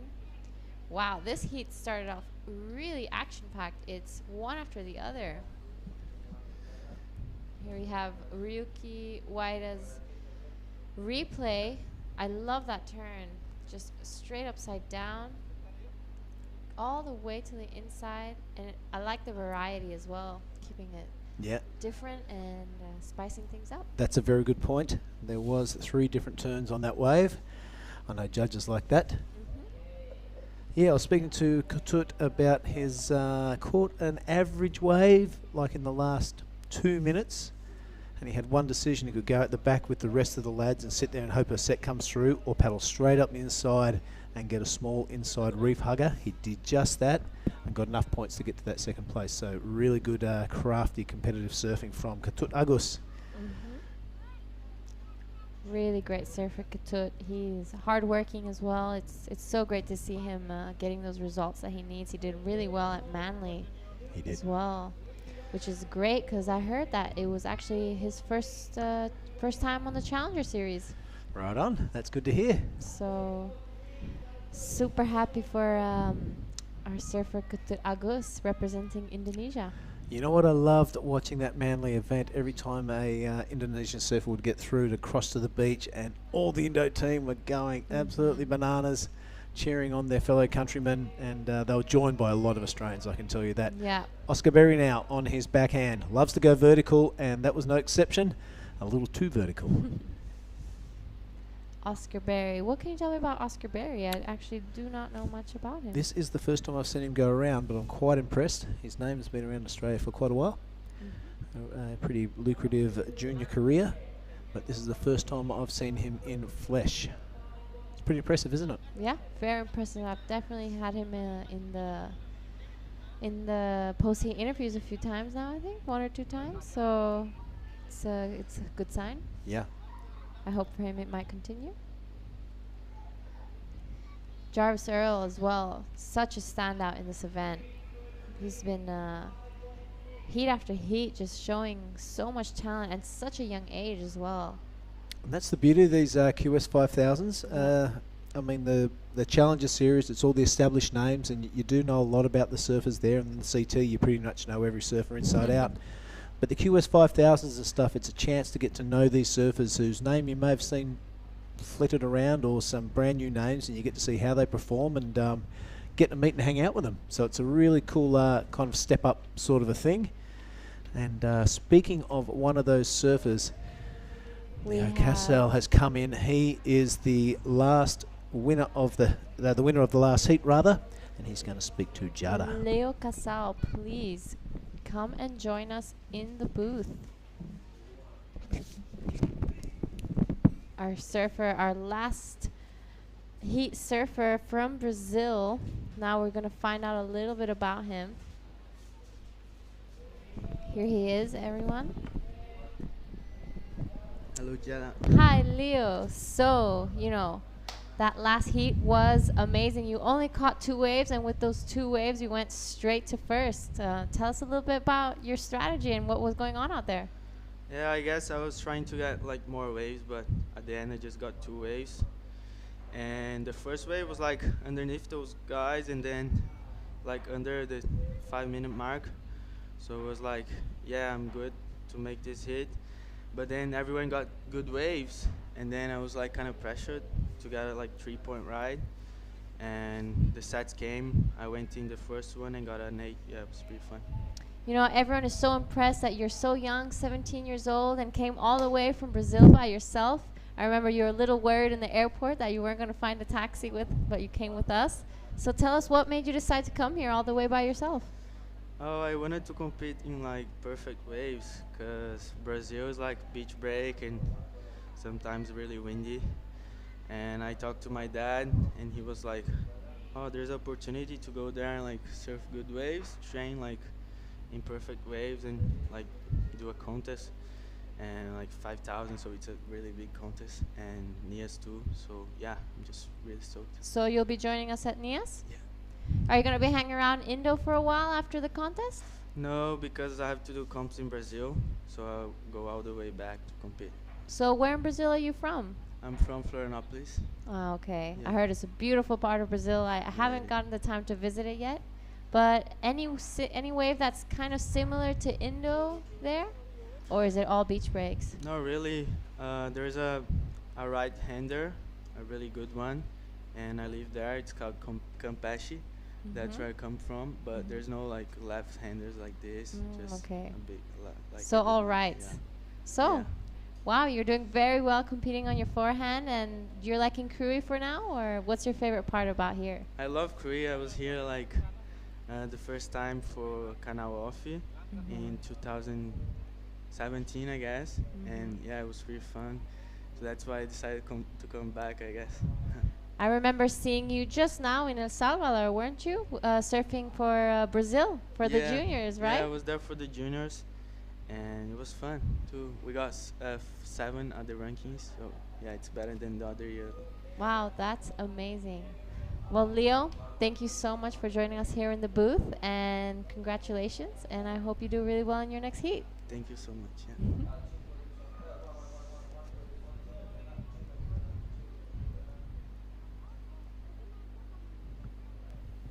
Hello.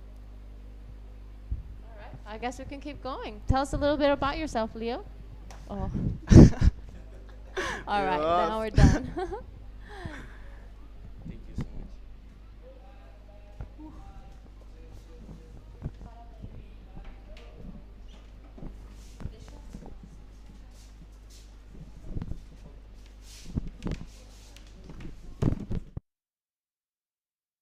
That was our surfer Leo from Brazil, only 17 years old, and all the way from Brazil came here by himself.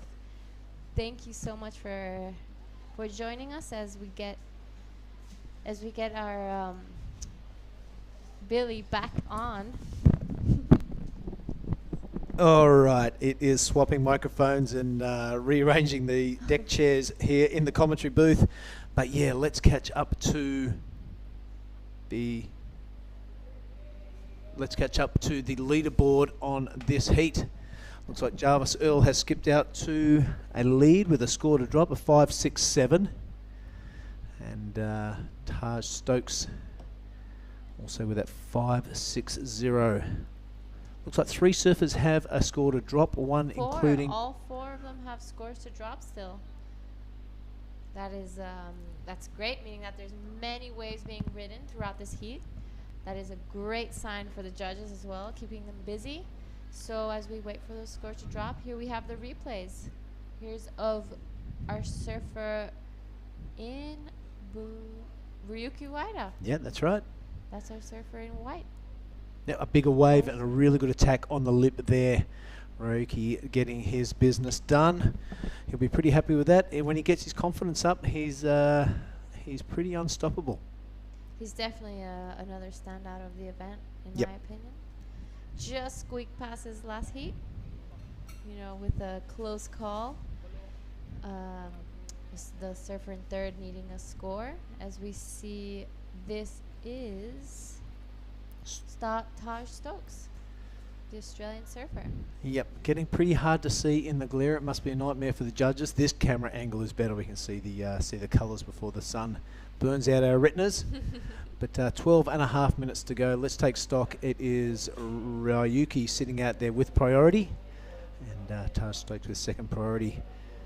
But look at that leaderboard. Jarvis Earl is pretty safe up there, with Stokesy needing an 8 to take that first position. Someone on their backhand, it could be Ryuki? Ryuki again. This kid is paddling like he has motors on his board. I have never seen someone catch so many waves out here in the heat. Yeah, that is pretty crazy, and the priority now goes to Taj Stokes.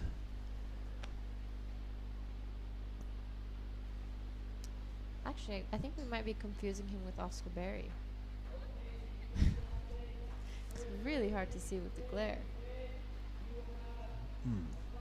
Yeah, the green and the blue have Ryuki just lost priority, so I would say that would have been Ryuki on That the was last wave. Definitely Ryuki. Yep. And Ryuki's last wave coming in at a 6.2, taking him straight to second, and Jarvis dropping a 7.93 while we were on the break. This is great surfing going on for the round 16 heat 1, as this is Taj Stokes. Wow. back on track, but coming unstuck on that first turn attempt, that big lip line floater attempt.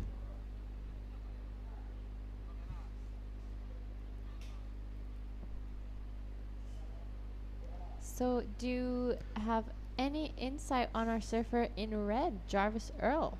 Jarvis Earl, we haven't seen much of him, but he got our attention when he came flying out of that tube, I think it was yesterday. And then his first heat today, and this one has really grabbed our attention. Really well-spoken young man, and as you can see from this replay, a solid, if not excellent surfer. Look at that rail work, precise. And at the beginning of that wave, really vertical.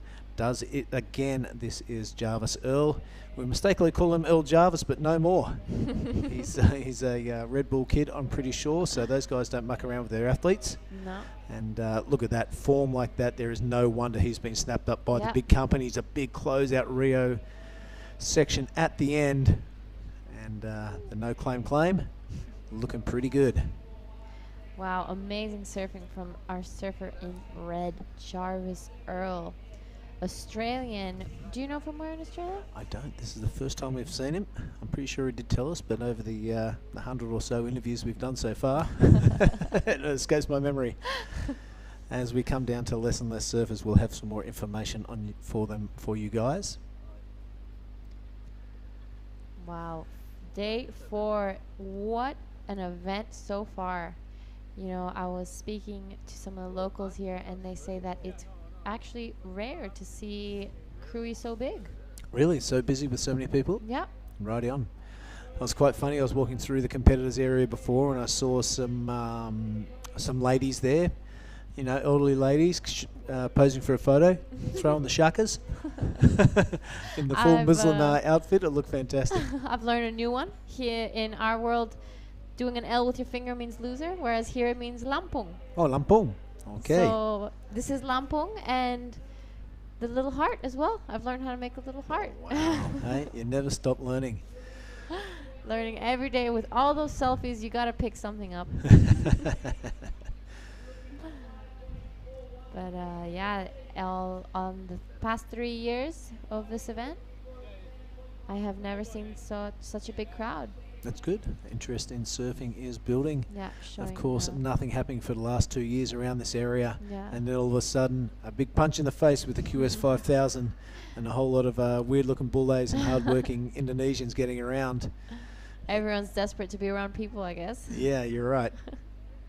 All right, 8 minutes left in this one. It is Jarvis Earl with a really handy lead and priority. He'll be happy with the way things are going. Roeki Waiida, a 6.20 and a 4.80. He'll be wanting to get rid of that 4.80 for sure. He won't be happy with that. Taj Stokes, he only needs a 5.41 to take that second position. And Oscar Berry, although he needs a 7.13, he is more than capable. 7.5 minutes remaining. Oscar Berry doing very well in the last heats. Just needs to find that rhythm and find the right wave to make him step back in, and he'll be ready to go. As we see Jarvis Earl, the heat leader, taking this one off. Beautiful front carve, top to bottom, with that glare in the back. This is a beautiful image. Again, wow, what a great surfer. His timing is impeccable. Oof. What? Wow. So much talent from such a young age. Taking this one all the way in. Great reading of waves, you know. Yeah, he's picked an absolute beauty. It's given a bonus section right down the end. He's not just doing cutties, he is smacking the life out of those lips. Trying not to swear there, I'm getting so excited. Jarvis Earl really lighting up here in Krui. Look at that body language, a bit of a Kelly Slater nose wipe. He knows he's got the job done.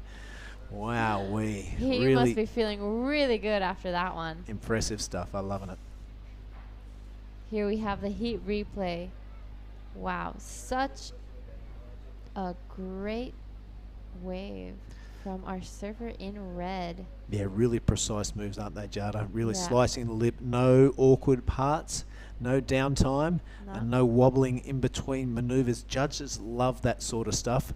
Rail-to-rail surfing is knocking out the ribs on the wave, and he just continues on his merry way through this inside section. Bit of a stall there so he can hit the lip, and he does. That was probably the most impressive turn of the wave. Really getting things going here late in the afternoon.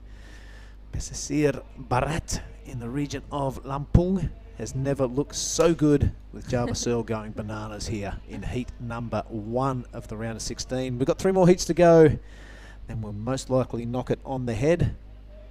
As it's only 3:30. Oh yeah. Only. Started at 7.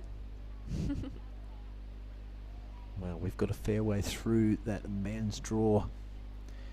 I'll just check the notifications. So we've got some great heats coming up. In the heat 2, we have Takuto Ota from Japan, Jesse Mendes from Italy, wow, the performer. Harry Phillips, Australia, and Mike Clayton Brown.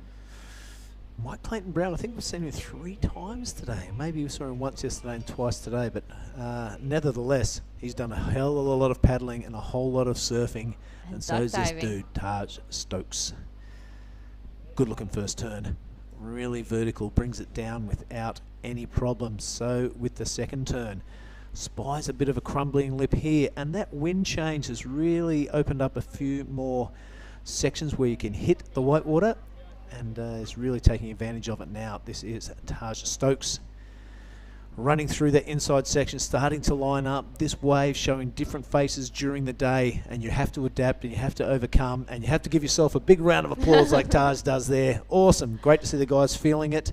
Looking for a 5 for 1. Come so on. What do you think, Willie? Do you think he's going to get it? I'd give it to him. He's a nice bloke. Oh, I'd give it But to it him doesn't too. matter what I think. It matches what the judges think. But this was an impressive first turn. He hits the lip on that one. He also slices just underneath on that one. It takes a lot of skill and also a bit of a foam rebound on the third. Fourth one just showing that patience as we've been talking about all day. And that snap in the pocket is really beautiful to watch. So is that, and generates his own speed and projection down the line. And he was happy with himself, and why wouldn't you? If I ever surfed a wave like that, I'd give myself a round of applause too. Me too. I'd agree, especially in the heat. You know, it's a great way to start off as we see our surfer Oscar Berry. Wow. Great surfing. Yeah, Oscar, super surfer, really vertical, right in the lip, but he knows that was a smaller wave. It's not going to garnish him that 7.13. So the body language there suggests he's not happy with it. He's going to get out there and try and get a better wave. Meanwhile, this is Ryuki Waida on a set wave, just running down the line to get that first turn in. As we see this wave starting to build up for him, patience as he's waiting. Wow, what a great wave from Ryuki Waida. Wow, as he hits the sections at the top, he's smacking those, well, waiting to smack those lips. For now, it was just quickly pulls off. Yeah, he disappeared between that white water and we thought he'd fallen off, but then all of a sudden popped out the back of the wave. So maybe had a couple of spicy turns at the end. Roki looking to solidify that second position. This is Oscar plying his trade on that medium-sized wave. They were pretty two handy turns at the front. Maybe this is the beginning of the wave we saw the end of before. This was definitely the money turn. Oh. So maybe this is what we've seen before. So that turned out to be quite a handy little wave. Yeah, it was much longer than I remember. As here is where we started seeing. Yeah, right. I believe that was the money turn of that wave.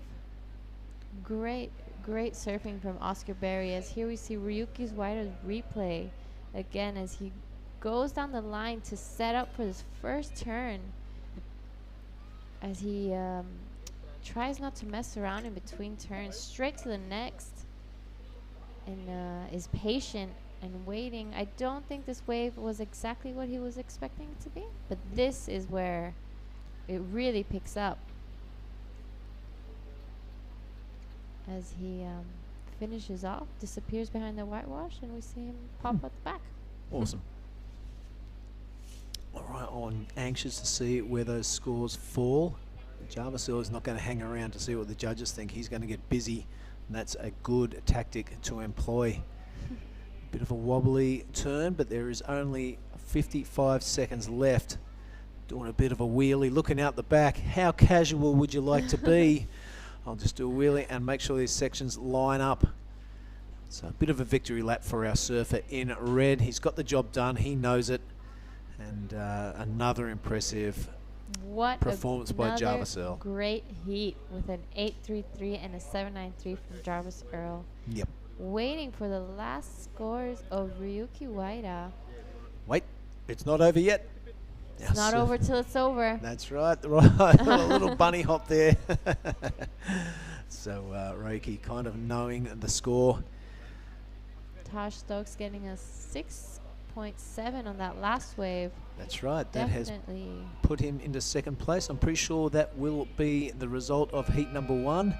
I'm not sure there are any scores to drop, so well done to Jarvis and Taj. We're going to cut to an ad break. We'll be back with heat number 2 of the round of 16. Stay with us, folks.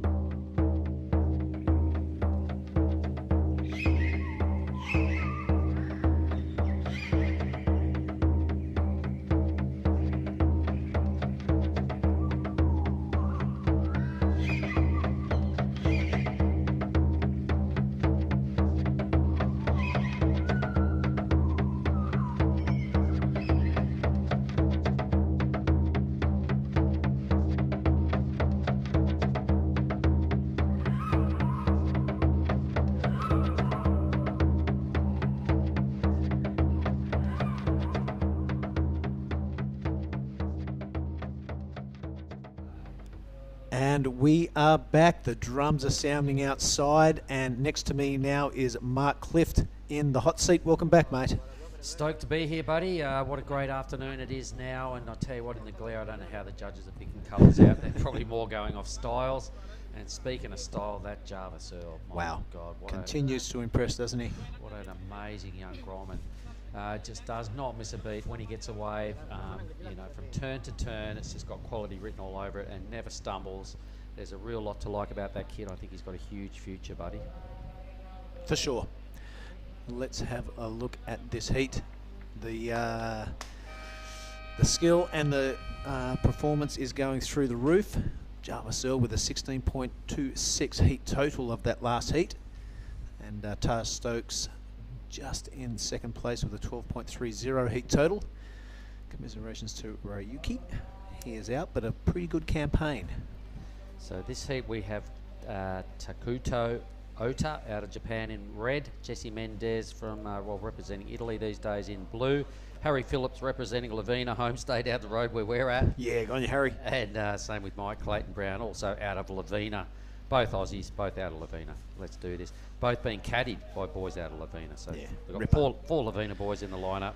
They definitely know the words to Country Road by John Denver. It's on repeat. It gets on repeat through the karaoke, karaoke circus down there at Lavina. Anyway. A minute into this one, Mark, so we've got a full heat ahead of us.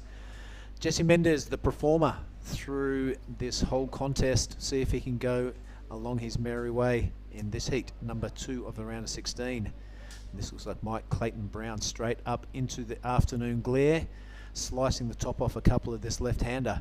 A few ribs showing their faces. That not sure starts to waft around, but it has presented a few sections to hit as opposed to that nice clean offshore. And it's interesting to watch when you see it live, okay? We're watching a screen here and it's a little difficult to see the full picture, but when you go outside and you stand there and you look at the whole ocean, as we watch Mendez, you just can see how far up the point these guys have taken their takeoff zone, mate. It's well to the left of the judging tower, and Mendez kicking off again with just some epic surfing.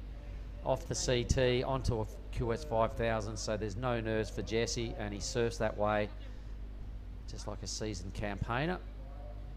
There he is, waving to the judges. Go and cop a load of that, fellas. Jeez, I hope he wasn't just asking for a 1. He won his first 3 heats, copped the second this afternoon behind Java Searle, which is no disgrace, and he's out there now trying to stake a claim for a man-on-man quarterfinal is where we go next after this round. Wow, it's come around really quickly today, hasn't it? We've got through a lot of heats, that's why. When I was talking to Giada before, I said, geez, it seems like such a long time ago that she paddled out for the first heat of the morning. Well, it does too. And when you look at it that way, it's been a massive day. Well, that's what we're here for, mate. We're here for competition surfing, heaps of heats, and we have included the Pro Junior onto this QS 5000. That's the biscuit we've bitten off, and now we've got to chew it as we look at Jesse Mendez. Really precise surfing and a professional campaigner that he is. Takes the high line on that one, avoids all those bumps and stuff at the bottom of that wave, and now it comes into the buttery part of the section. Really professional and clinical, teeing off on this thing down the line. Even that wave there at the toe end looks super fun. Yeah, look, when you have spent a number of years at the highest level, you know, doing the rounds with your Slaters and your Parkos and just all these famous names and Medinas, and you're watching all these campaigners, it is like a shock in the arm, and it certainly smartens you up pretty quick. And Jesse there down a tier lower than all that now, and he's got no nerves at all. So a polished performance again, so stand by for some scores, and it was that good we're going to watch it again. Yep, well, there's no falling through heats on the CT. You can't just luck yourself into a 3 or a 4 and think you're going to get through a heat. You've got to surf at the top of your form, and that's the only way you'll get into the pointy end of the campaign on a CT. And Jesse has done that, and it's really showing here in the round of 16. Yeah. He wants in on this man-on-man action. Java Searle got there via that big heat win just prior. Taj Stokes also. So we've got two Australians already through to the man-on-man action. Jesse now representing Italy. another Lavina guy right there. Yes. Lavina homestay. So that's 3 out of the 4. It's going to be happy hour down there for Eurus this afternoon. So this is Mike Clayton Brown's first wave, wasn't it? Yeah, this is a recap of that wave we saw before. MCB. Nice little bit of backhand weaving, staying with this thing, banking it. 12 o'clocker there and just kind of overcooked it. Let's pencil in these other heats. I think we've got red up and going again. We do. So this is Takuto Ota. Yep, bit of a full one there, so he's not going to waste his time too much on it. That must have been a while ago because he now has priority.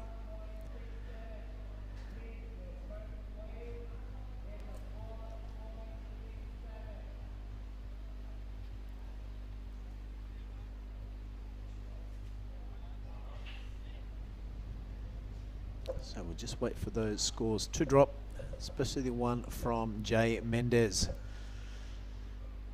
The Italian really going to town.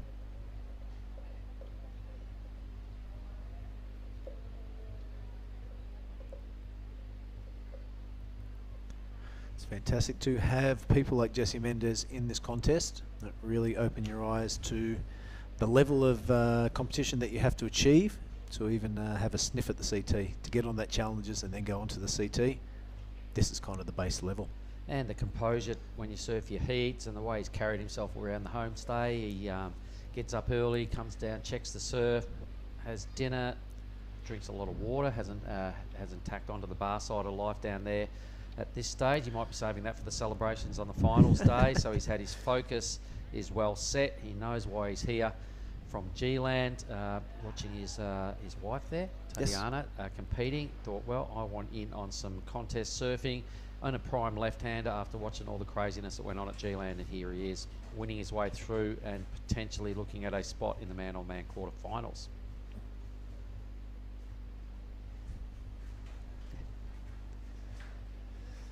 So Jesse put together a 7.93 for that opening wave. It was a long one. It was a lot of turns. You saw him turn around and give the judges his thoughts when he gave him a little bit of a check that. He goes blue now, so MCB again. He's in second. His first wave locked in at a 4.67. Yep, Mike Clayton Brown in the green. Cracking the lip off 3 times in a row. And a bit of a check turn now. This inside section starting to really run and offer up some scoring potential. Bit of a 2-for-1 here, ends it off beautifully and rides out front of the whitewater. A bit of a flick the board out claim. Take a bit of that gear. And out the back is our Japanese surfer. That's a really good first turn from Mr. Otto. And a second crack there, also repeating the dose but coming unstuck on the bottom. Takuto Otto. And another one of my favourites, who is waveless at this stage, but he does this every time, Harry Phillips. He likes to pace himself, so here goes the big fella right now. He's got a magic carpet under his feet. We're on about this surfboard of his because it's the brownest board. It's the brownest board in the competitors' area. It's got more creases than anyone else, stuck together with a bit of tape, and he loves this thing. So he's got a big, hefty backhand belt on him. He's one of the heavier set guys, and he uses that to his advantage. You can see what I'm talking about. Yeah, that was a heavy crack. He loves to blast through lips. Fortunately, didn't quite get the back end of that wave right, but he won't mind that one bit. He's all about quality over quantity is Harry, and he'll get back out there plenty of time to contest another number. Good stuff, 16.5 minutes. Everybody's off and racing now in this heat. It is heat 2, the round of 16. 2 more heats to go to finish off a very productive day down here at Tanjung, Setia in southern Sumatra, the west coast province of Lampung. Digging it. Thanks to the government for putting the event on. They want to upgrade it again to go from a 5,000 up to the Challenger Series. So they're looking at this event closely and seeing what they need to do to make that upgrade. So cheers for having us to the government there of the province of Lampung. Billy's just gone down with a coughing fit. Here goes Jesse. Look at him go. Facing the wave, the goofy footer. He's streaming down the line, yet to get a scoring manoeuvre in, but does so right now. The wave cleans up for him. Boom, crunches it, but just overcooks it. One of the first times I've seen Jesse make a little fumble. So uncharacteristic, but when you're sitting on a 7.93, you've got plenty of time to get back out there and work on something more substantial. Good stuff, Jesse.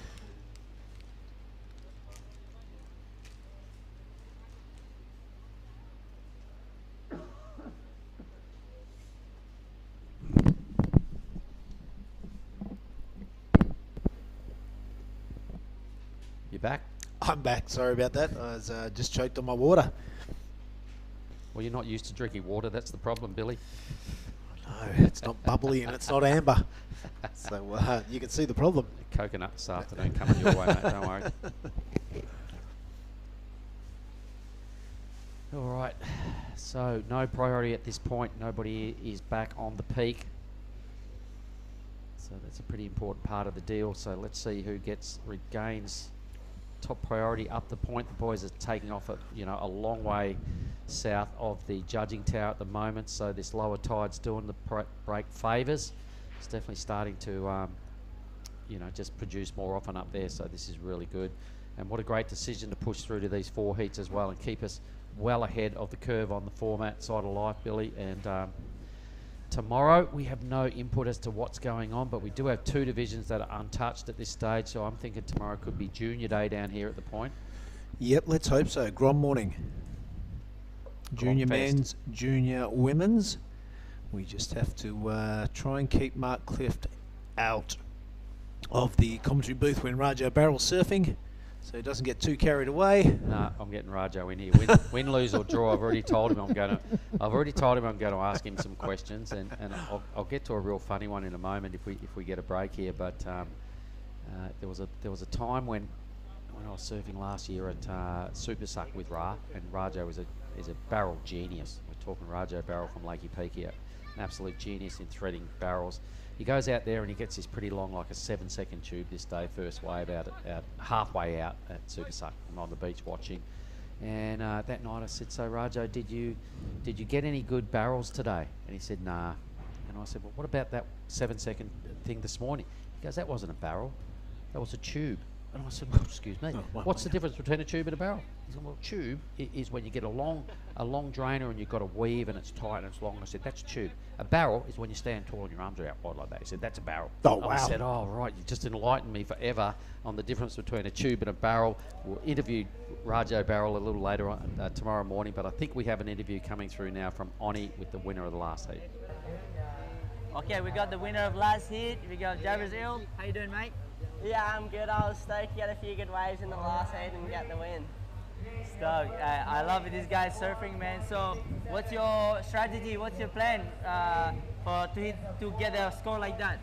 Yeah, I've just been patient and sitting for the ones that run along the reef and just tagging it, making sure to finish them at the end.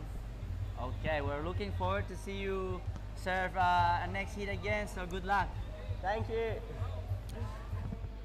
Well, Oni Onwa there. I'm not sure who's the biggest rock star, Jarvis Earl or Oni. Well, Jarvis Earl is creating his own band out there, a band of favourites and a band of supporters, because he's just chipping through this field like it's easy peasy. It does not look like he breaks a sweat. Well, sign me up to the fan club. He's really quality, and he's a Red Bull team rider, mate. They do not mess around when they sponsor people. So at this stage, MCB in the lead with the 6.33 and the lowly 4.67 backup, but the 7.93 from Jesse Mendez is going to hold him in good stead. Harry Phillips, a 5.93 and just a low backup. And at this stage, a bit of work to do for Mr. Uta in fourth, requiring a low 6.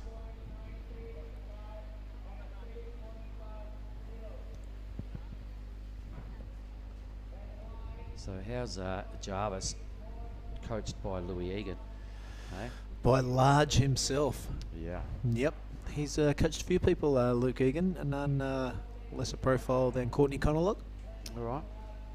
I know she was impressed with him, and I reckon I watched that G-Land video, the 97 Pro, about a bazillion times, And Luke was lording around the comp side every night. he was. Came up to our place, defending champion for 25 years. What a title to have. Yep. He had a firm grip on that trophy. He didn't really want to let it go, did he?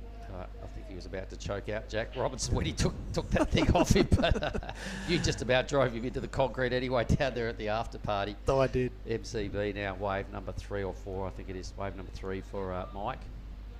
Trying to improve on a 4.67. He's probably going to have to just be a little more patient because there's a quality field just behind him. He doesn't have a big lead. That 4.67 is a number he really wants to burn off because when we look at a 3.07 needed from Jesse, that's not much. And Harry Phillips and Ota breathing down their neck for that second position as well. So this is Mike. He's done a whole lot of those sort of turns in his score line, so I think he's really would be beneficial to sit there and wait for something steeper and really sign this thing off in style. Oi. Uh-oh, Mendez. Yeah, in the afternoon glare, switching backwards and forwards, keeping that high line, avoiding those lumps and bumps on the bottom. Goes to the bottom now for an attack on the lip. This could be the money turn. Floats it, comes unstuck, lands on his backside. Let's hope he's okay. Well, for the second time in the same heat, I've seen Jesse fall off. It's probably only the third time in 5 heats that he has fallen off. So maybe he's starting to feel a little bit of pressure or fatigue or something's going on. But Mendez, an uncharacteristic slip up. This is the replay. Let's see what went wrong at the finishing move. So he's winding up here. There's that afternoon glare that you're on about. So don't adjust your screens for those crew at home. There's nothing wrong. It's just that Arvo horrible glare you get on a west coast. Comes back into the picture now. He saw this section. He eyeballed it and he paid it plenty of attention, but just leant perhaps a little too far off the side of the rail there and could not regain his composure. Down he goes. I reckon he bailed out. It was enough to go back to first. 3.87. Perfect. All right, so 0.8 now ahead of MCB, who's trying to still improve on that 4.67. Hazza needs just over 5, and Ota in the red needing a high 6. Yeah, well, you don't want to underestimate Mike Clayton Brown. He came up with the best wave of the heat in the last round to take out Jack Thomas, and that was in the dying minutes of the heat. So there's no putting your sword away at any time with that man in the background. All right, 8 minutes to sort this one out. So a good thing for the Japanese surfer there in Ota. He's got priority. He's got 8 minutes. You can see him there in the red rash vest on the inside position, sitting shoulder to shoulder with him is big Harry Phillips. Hazza needs just a 5, as you can see on your screen there, everybody. So the stage is set for another great finish here. Following this heat, heat 3 of the round of 16, we will see Rio Wider. He just watched his brother lose in the dying moments there. He'll be pretty keen to keep the Wider name in the draw. Katut Argus will also surf in the next heat. Xavier Huxtable, birthday boy, and Reef Hazelwood, 2 Australians to round out heat 3.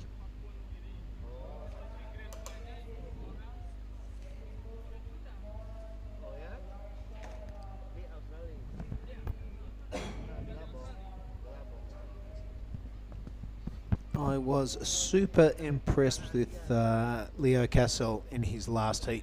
Needed a big score, and live, that last lip line projecting floater manoeuvre at the end of the wave was super impressive to see live.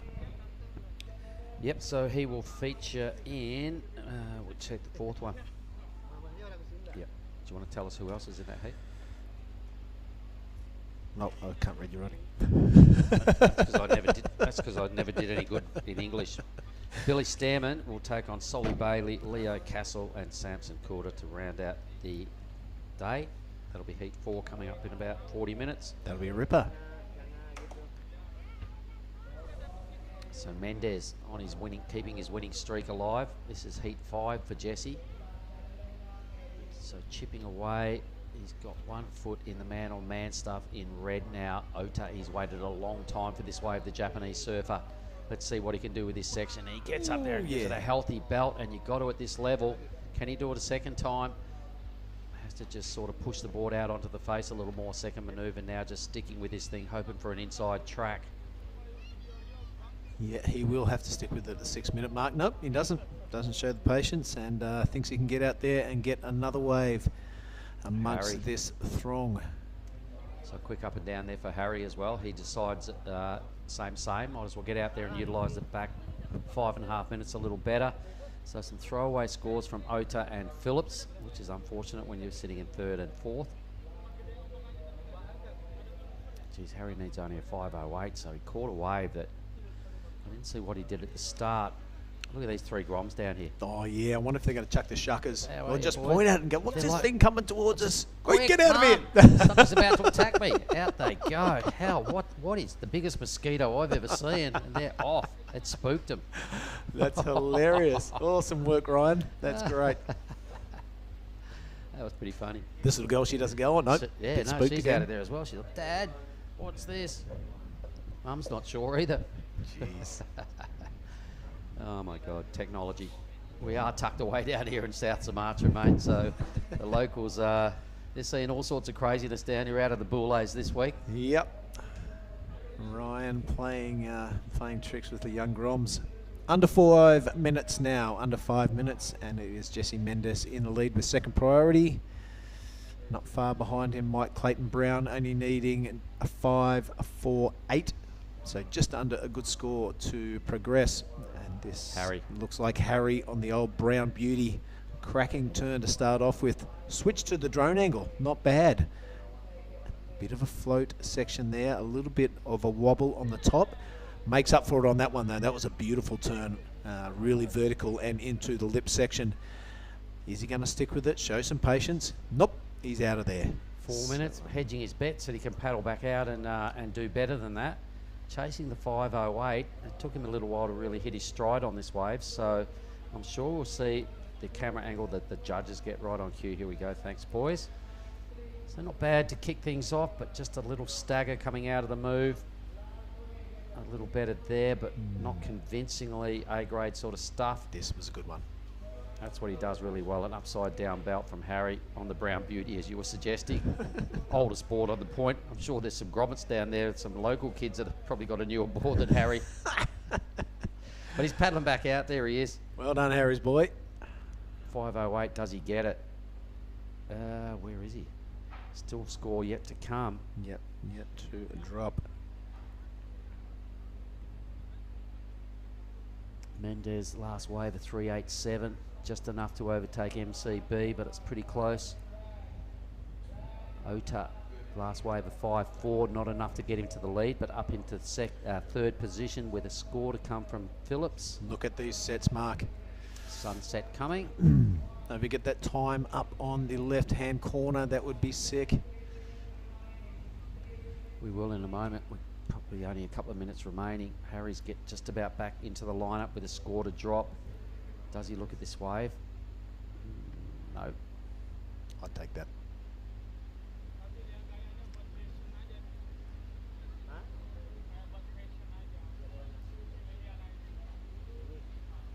Right, so the next heat waiting up the point there, ready to get going. So Harry will be pretty keen to hear that score from the beach announcer. Still not in. It's a 5.08 he needs. He did some pretty good work. The third hit was his trademark upside down belt. The judges have been rating it. The score's not in yet. Not yet. He's still sitting on that 5.93 and the 3.50, which were the first 2 waves that he caught. Is young Harry Phillips. They're having a good look at it on the replay screen, I would imagine. Yep, they certainly are. That's why it's taking a while to get this number through. It must be close to the mark.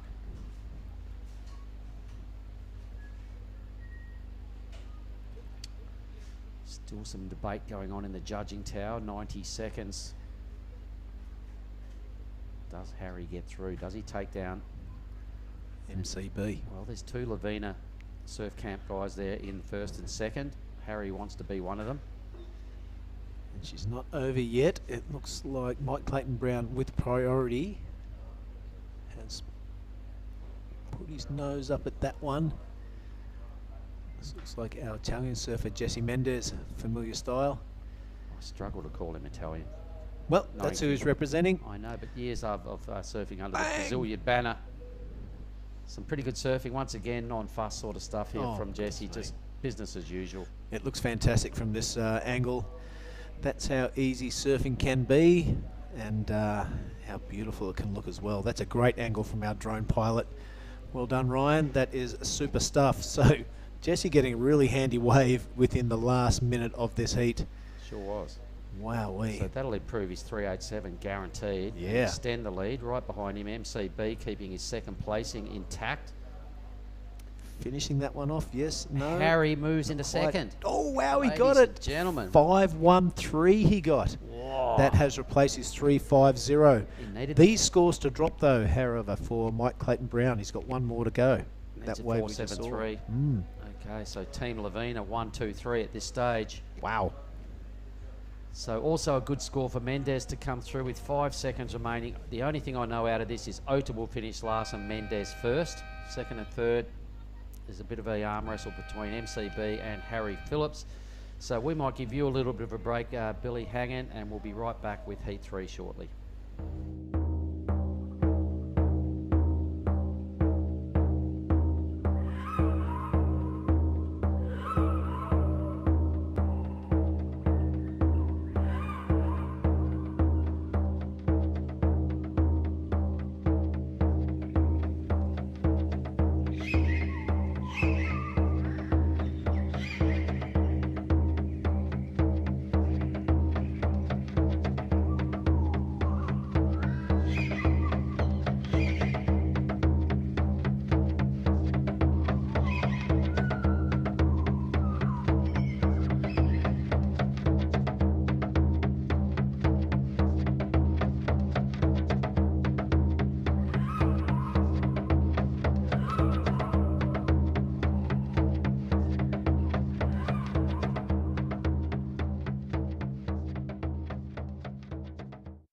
Oi, we're back. G'day everybody. 4 o'clock down here in South Sumatran time. We are at Tanjung Setia Beach. It is the western province of Lampung, and we're having a great afternoon. My friend Oni Anwar has just joined me. Oni, doing a few beach announcing duties. How bad is the glare getting out there? Yeah, it's really hard to call which color are they, but lucky I have a really nice good glass so I can see it. Sometimes I'm helping them correcting. But it's funny though, because sometimes I can't kind of see it, and then the judges can't see it that well, but they doing hard work over there. So all good. All right, so this heat we have Rio Wider in the red, representing Indonesia. We have Ketut Agus also representing Indonesia in the blue. Then 2 Australians, really famous and strong, kind of juniors. Xavier Huxtable, it's his birthday, 20 years old today, surfing in white, and Reef Hazelwood, a sort of a seasoned campaigner, but still a young dude. Reef there in green. Hey, how good is this? Mark, this is just getting better and better, isn't it? Look, the level of surfing's been outrageously good since the first heat of the round of 32 hit the lineup, buddy. 2 more heats to round out the round of 16. It's been exceptional surfing. All the boys are stepping it up, and they've got a great wave to showcase their skills on. And none better today than Rio Wider, who is in this heat with a 9.50 on his last effort and a high 8 as well. So the score is still about to drop for Mike Clayton Brown here, MCB. Here you go. It was Harry Phillips who is sitting. The judges are working overtime up there. They're still checking replays. It's Ty there standing up. We've got all so the hard to judges. see even the screen too, Mr. Must be. Mark. So we're still yet to confirm second place on that last heat. I will totally pencil in Jesse Mendez as the winner, and he still had a score to come there at the end to confirm, and I reckon consolidate the lead for sure. Ohato finishes 4th. Depends on this number right here as to who gets second. It must be right on the money and really close. What do you need?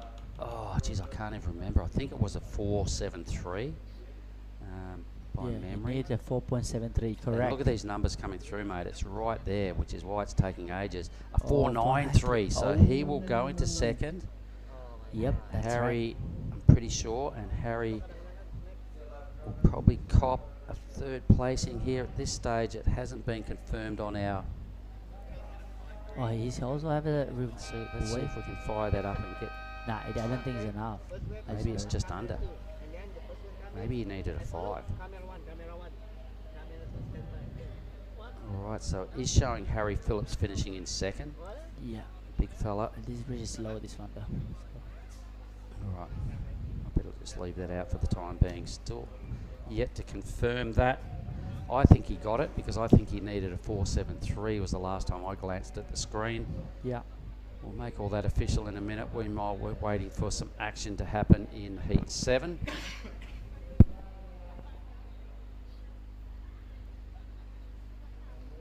So there it is. Mike Clayton Brown did in fact get it, a 4.93. I'm pretty sure he needed a 4.73. So yep, he got over his teammate there by points 2. So he was chasing the 4.73. So congratulations, Jesse Mendez, a really great scoreline there. MCB, a narrow victory over Harry Phillips, and that is the way it goes. So well done, MCB. Tough one there to Harry. Good friends down there at Lavina. Rio Wider, as you can see in the red, representing Indonesia. Ketut Agus right there in the blue. 2 Australians, Birthday Boy in the white and Reeve Hazelwood in the green. Yeah, how good is this? Here you go, Rio first wave, huh? Rio is deadly. Yeah. His kid is laser focused on it. Oh my God, have a look at that, ladies and gentlemen. We know he does a lot of work in the gym to strengthen himself and give himself every opportunity to achieve his dreams. His legs are strong, mate. He never looks like he fumbles around. He's a demon paddler. He's got a really strong mindset. When Billy was interviewing him before in here and he said, okay, Rio, so you know, where are you going? What are you doing? You're obviously a lot of pressure on your shoulders. How are you coping with the pressure? He goes, you know what? I just try and get better every day. Obviously, so he's given us straight away his short-term goal, get better every day. In the same breath, he said, obviously, I want a gold medal and I want to make the challenges, the CT and win a world title. Ooh. So in the same breath as telling us his short-term goal, get better every day at everything you do, he also said his long-term goals, win a gold medal, make the CT and become a world champion. What a nice dream, huh? Got to dream big to make it happen. Here goes Hazelwood.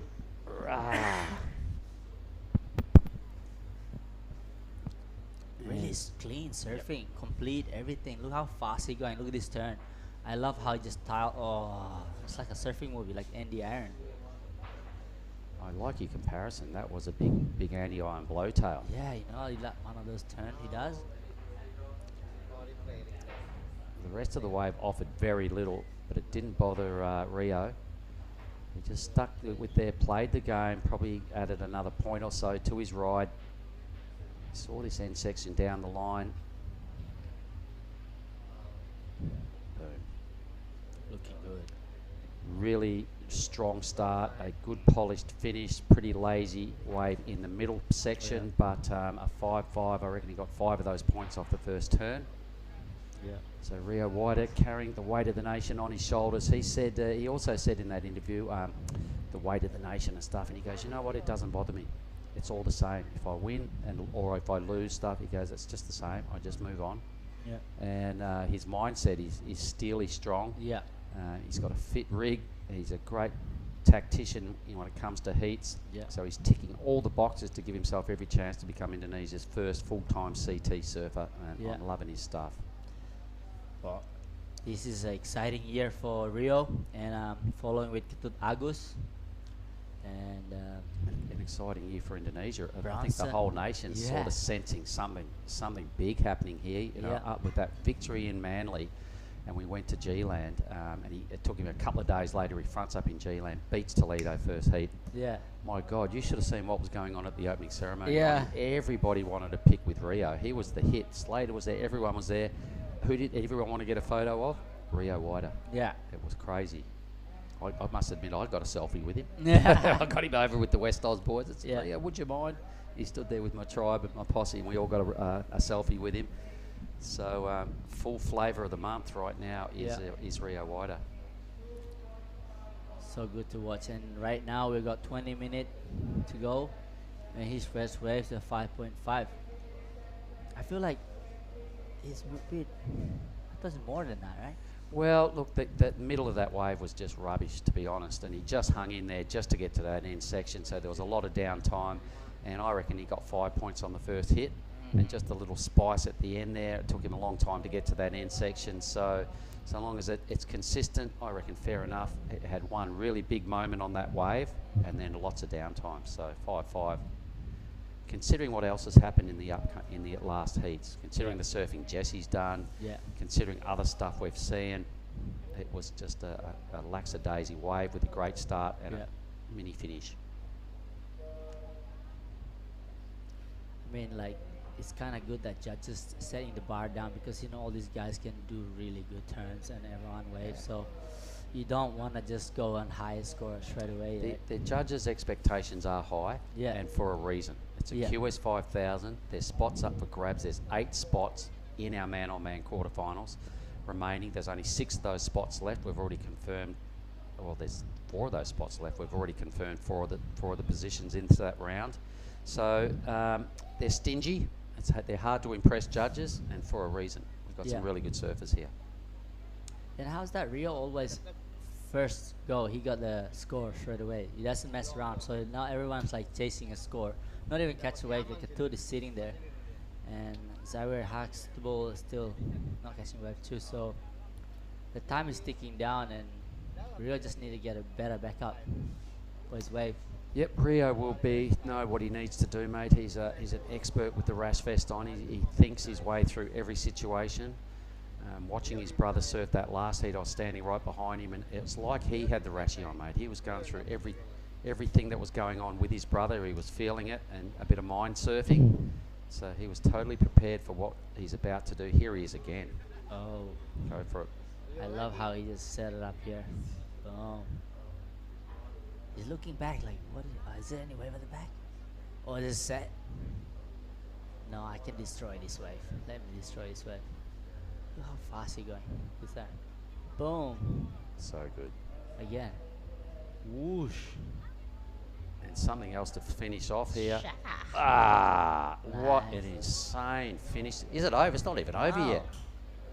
I'm not giving up yet. Still Rio Wider, you are an absolute demon. He looked over his shoulder and decided, right, I might as well just hang in there, and then got 3 super good hits down there on the inside track. I love that. Yeah, everybody's waiting for the big set, wide one. I think he's just getting a medium-sized one where he can just He just took his time paddling out and fell into another wave. Yeah. Meanwhile, Hazelwood, this is Reef's 3-point ride, I think. Or maybe he got another wave that we didn't see. So the action replay here, Reef, he's done this a number of times, tagging that end section. He knows you've got to get up there early. All right, so that was the wave before Rio's last wave. Check him out, looks over his shoulder, goes, no, might as well hang in there. So the wave offered him 0 at that point, not much had gone on. It still hadn't really stood up for him, but as he spies this section, he goes, right, now's time to get busy. Boom. I love this turn. Another turn again, and his last turn. You watch how critical this is. This one. Boom. And then still got around that foam to flick off in the channel and just show that control. Looking good there, Mr. Rio. Brilliant. You know, the score, it was a really good finish. It took a long time for that wave to really get going and show some manoeuvring. So no turns out the back. A great finish. I loved it. A real professional effort there from Rio Wider. Here we go now, birthday boy. Uh-oh. Birthday boy out of the picture. Flash onto the crowd. So X-Man now. Ooh, blasting away. He's pretty happy to be out of the cold Victorian water, mate. 4 threes and booties he's telling me he's come from. It's crazy how good these guys surf. Really solid. Yep. Still young. No longer a teenager. Just 20 today? Turned 20 today. Wow. So I gave him a big salamat ulang tahun, buddy. He knows. Salamat ulang tahun. Nice bit of drone work again, just panning back from the scene where we are. We're just behind the judges there, about 60 metres from the tower, the back of the restaurant in a little TV room. Generally it's called the reception area. We're tucked away in the AC, bringing you the broadcast, everybody. Hope we haven't bored you too much. It's been a long day. This is heat 20 of the day. One more heat to finish off day 4. Judges still having a good think about those last numbers. There's a wave, I think, for Reef, a wave for Rio, and a wave for the X-Man.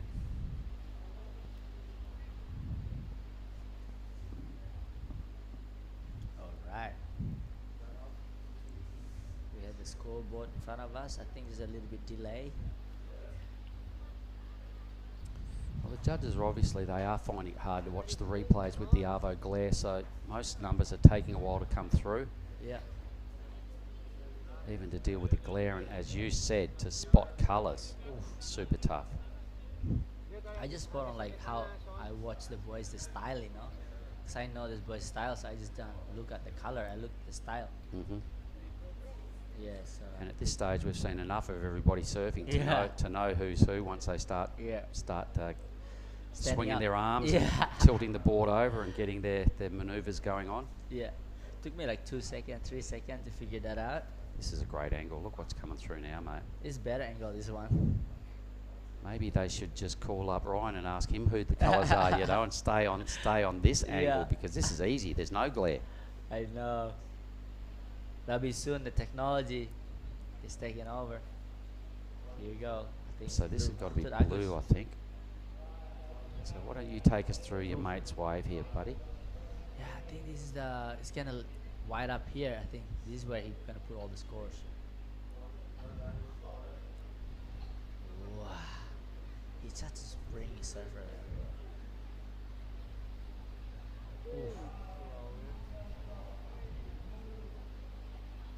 All right, so that was Katut's first appearance, his first wave of Heat 3, the round of 16.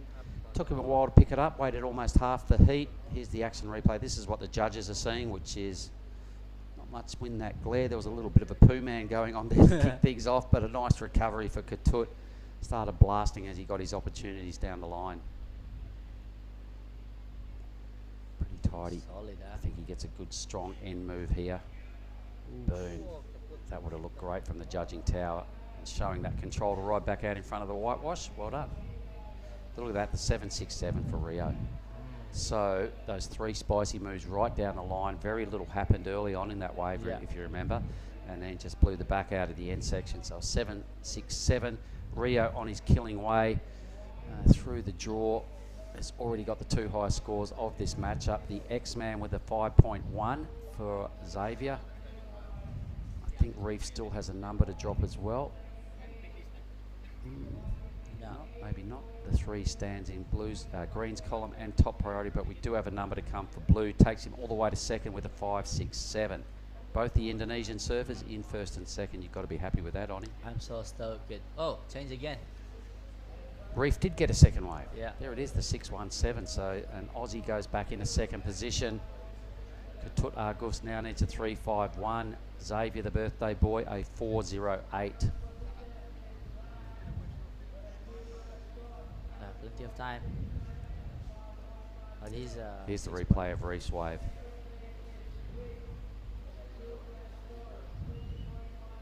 So you can see how's his stance. He's just ready to pounce at every opportunity. That was a strong hit. He's done a number of those moves throughout this event. He knows how to square it up and time that end section to perfection. So Xavier now trying to answer back, get out of fourth position. Come on, judges, it's his birthday. Throw him some love. Yeah, I think that one was so much whitewash. Boom. Oh. And down goes Katut as well. So a little touch of the fumbles on the end bowl for white and blue. They'll still have time to recover. There's exactly 11 minutes remaining before the final heat of the day.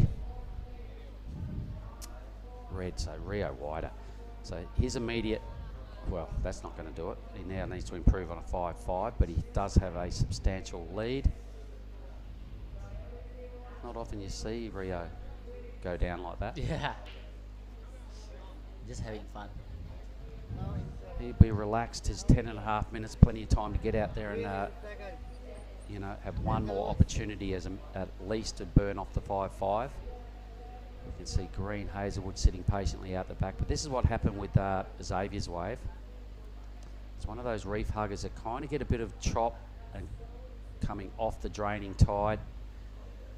He went up there and gave it a really good hit, but it did not land it. Here goes Katut. Stuff goes crazy bizarre there for Katut. So he'll get no credit for the end move either. So that will leave Hazelwood. You can see him sitting out the back by himself with top priority. He's got to burn off a 3 to extend and consolidate second place, or track down a 7.01 to dislodge Rio from the lead. Yep, he's waving. He wants something from Made Joy. He needs to know the situation. Made probably can't even see him in the glare. Yeah. He's still waving. He can't be spotted by Made. That's what's going on. Green, he's now getting some input.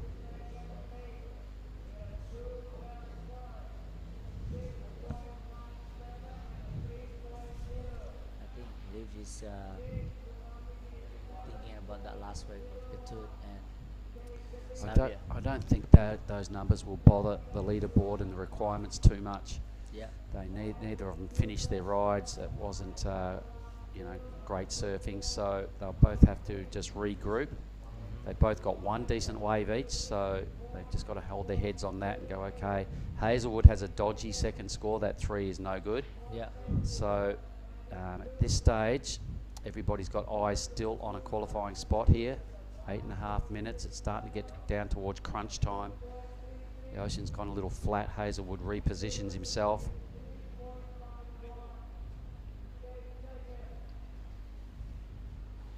Rio picking up second priority. We can see right there, green and red.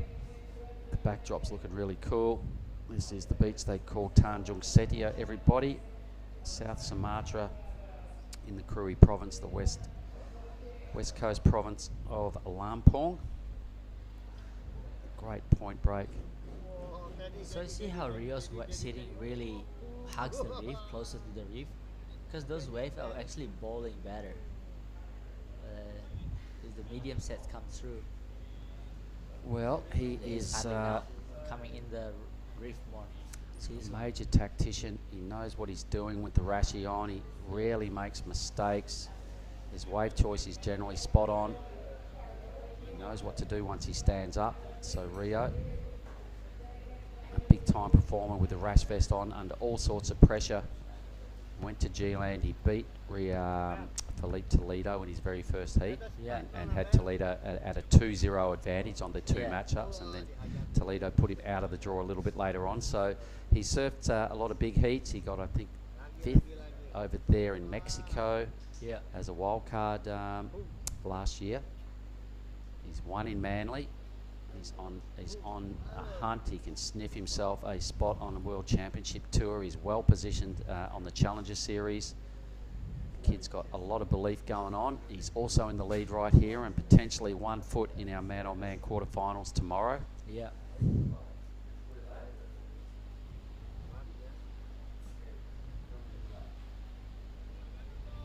2 drones. I wonder what that one is. They're looking at each other. Hey, is that buddy? Drone wars. What are you doing? What about the size of the drone the boys brought to Lakey this year? That was next level. That's like as big as... that could go up and pluck you out of the water and drop you on the inside. It was that big. Yeah, it's really... biggest drone I've ever seen. Anyway, we're going to see all that footage out of the craziness from the Billabong boys down there filming Trilogy 2.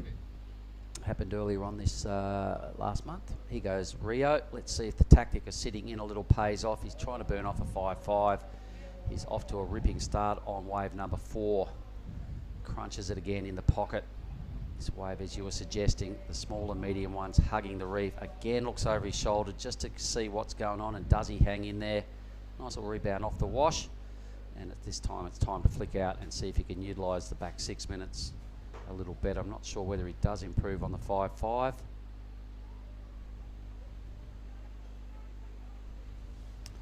Hazelwood's been most patient. So what do you reckon about this one, Oni? I like it. Really smooth surfing. Yeah. Look at the second one. I think it'll be like a 7 or something. All right, well, let's see if you're right. Maybe high 6 or 7.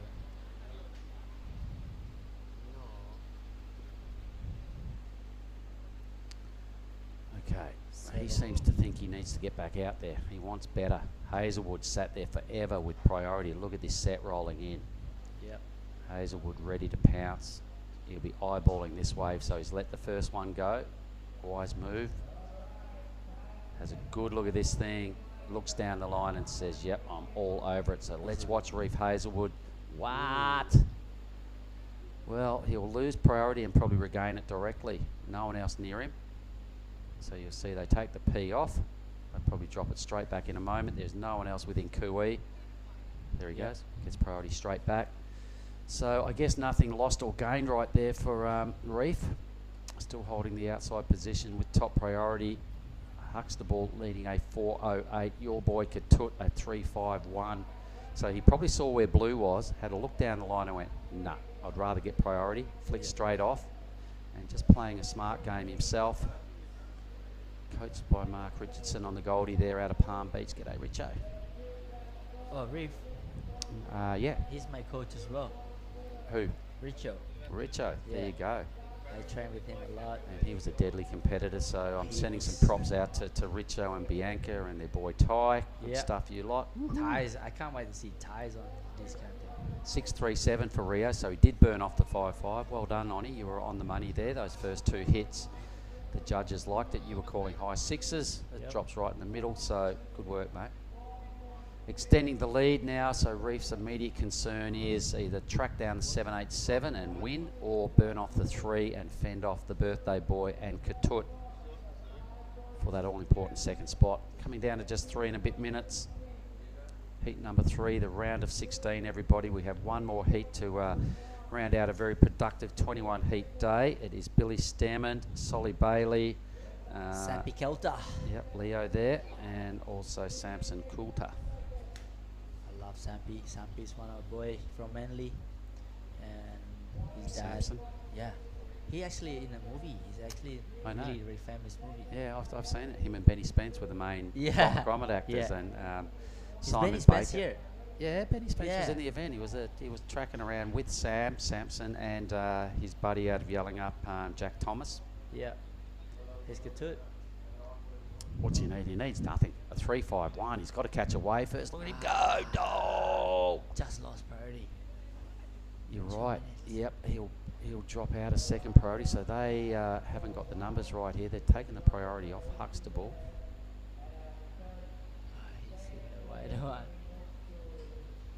Anyway, Katut scratching around on the inside. Huxtable's gone up the point. Both need a wave. The X-Man looks at that thing, doesn't like what he sees down the line. 2 minutes, nervous moments. Both third and fourth do not need much to bother Hazelwood out of a qualifying spot here. So Reef's going to have to pull the trigger in a minute. Meanwhile, Xavier, look at this thing he's found. It swung wide. Let's stay with the drone footage. Xavier Huxtable turning 20 years old today. Ooh. This is him. Hangs on for all his worth. Tries a foam climb. Does he get around this next section? He needs to, I reckon. Oh, 4.08. All right. Oh, that Reef. And he goes Reef. Deadly. Look at him. Off the bottom, he just looks like a cat curled up, ready to strike. Goes back to that low stance again. Hits it super high and hard. Get out of here. My goodness, that was an amazing finishing move. That was as good a finishing move as I've seen today, Oni, and I've seen some rippers, but nobody's done a fin waft like that. Yeah. You know, on that real difficult section to hit. Reef Hazelwood, I take my hat off to you, my man. That was so sick. Yeah, I love how he served. Really slow and explosive. Yep. So let's watch this again. Watch when he gets crouching tiger, hidden dragon, ready to strike. I'm coming. Look how late he goes on this end hit. He is so late. Oof. How was that fin waft? I like that, yeah. That was crazy good. The judges will eat that up. His turn too, like whoosh. I like this turn. That was a little fumble there, and then that was kind of a nothing, and then doesn't get around the section. I'm not convinced he gets the score. For sure, Reef would have upgraded his 3-point ride, so I can't see the X-Man moving into a qualifying spot. Let's just stay with Rio here. 20 seconds to go. The guy's awesome. He's a contest machine. He's got focus on where he's going, the weight of the nation. He's the flavour of the month across the world. Rio Wider, a job well done. Reef Hazelwood will lock in and finish second place, trust me. And a nice try from the birthday boy. Katut didn't really hit his straps there, so we're going to have a throw to a 1 minute break, and we'll be back with heat 8.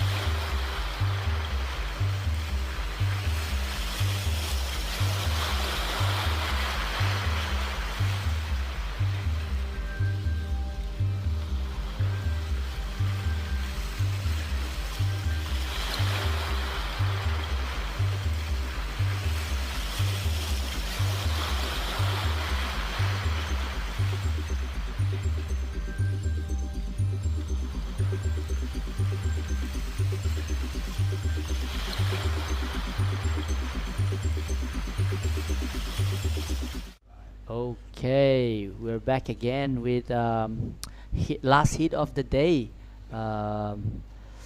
So we have Billy Steadman, Solly Bailey, Leo Casa, Samson Coulter. So I have my friend here, Billy, next to me. What's up, Billy? Hello, Oni Onwar, you rock star.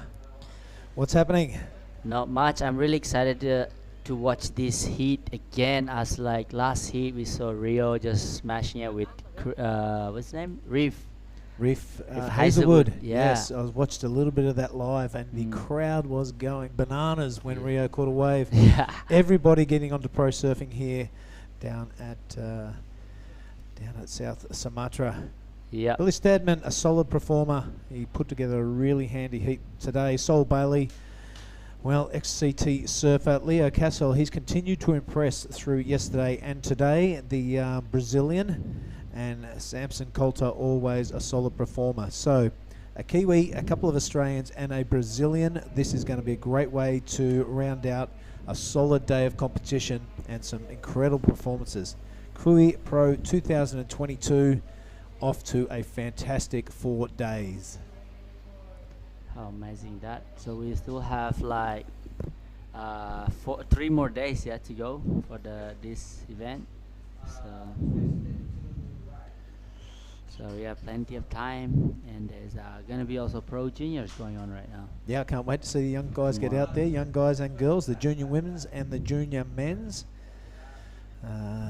Some standout performers there, some really young kids, some almost clicking the 20-year-old mark. Yep. So it's going to be interesting. Yep. So yeah, I would like to say thank you to Pemerintah Daerah Kabupaten Pesisir Barat, Provinsi Lampung, dan Kementerian Pariwisata dan Ekonomi Kreatif Republik Indonesia, dan Bapak Gubernur Lampung, dan terima kasih kepada Telkomsel Indonesia, perusahaan listrik negara PLN Indonesia. Thank you to them who's been supplying us a good electricity to run this event. And yeah, also the sponsor Earth Island and Garuda Indonesia. Thank you so much. Yeah, nice one, Oni just going through there in Indonesian. The government support and our 2 major sponsors, Earth Island and Garuda Indonesia. The official travel partner of the ASC. They do a great job. Got us here safe and sound, no hassles, no missing boards, and a good one.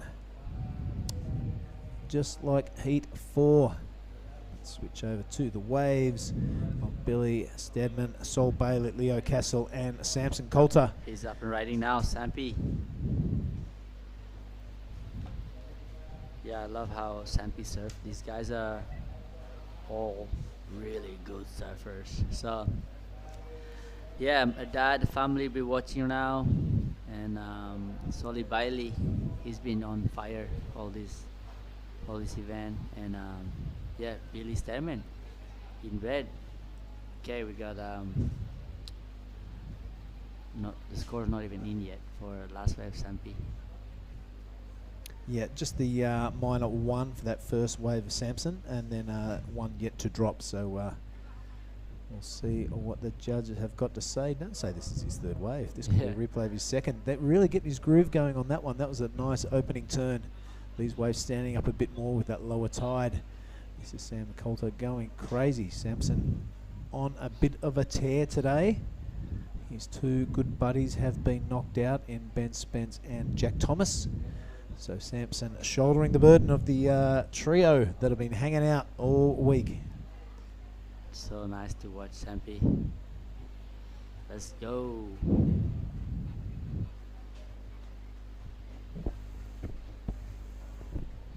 I think Nias, I'm kind of wait to watch this guy surfing Nias too. Samson? Yeah. Yeah, righto. I don't know if he's Charges. a big charger, is he? Yeah. Oh, right on. Can't wait to see it. He don't hold back.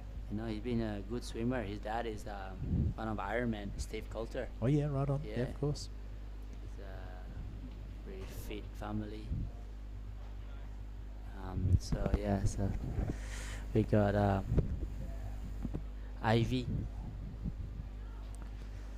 Okay, so we got 22 minutes. So many waves to go. This is our last heat of the day. Go Sambi. Yeah, so just replay of his last wave. Samson really getting his groove on, spreading his wings, and it's great to see. Pretty happy with the old hair wipe at the end. This is our competitor from New Zealand by the look of it.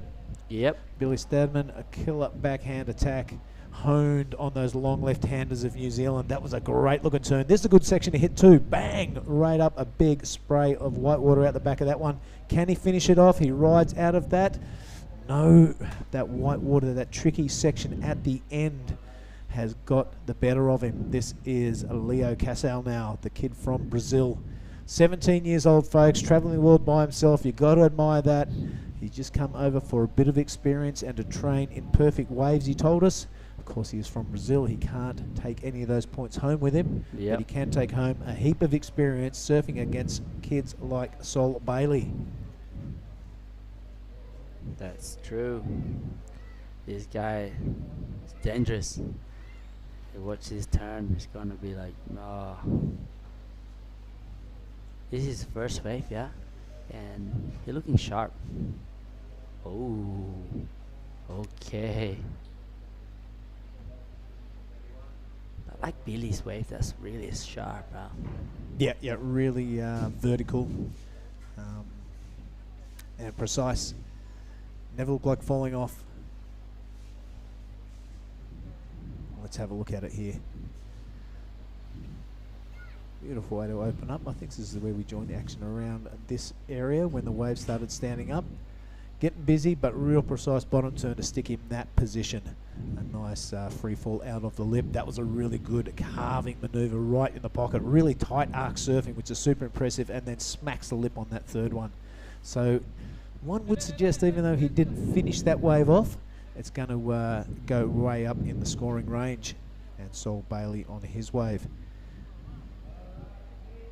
Bit of a smaller insider one, but these have the habits of running off and giving you a section to hit. Having to bottom turn around that white water, and the experience really showing, finding sections to hit where people have been struggling all day. Sol Bailey also a killer backhand attack, and the kid from Brazil. Well, just when you thought the storm was over, you get a few showers like this coming through from Brazil. Yep. And it's going to be a long couple of decades if you think the Brazilians are going away, because they're just getting stronger. The Brazilian storm.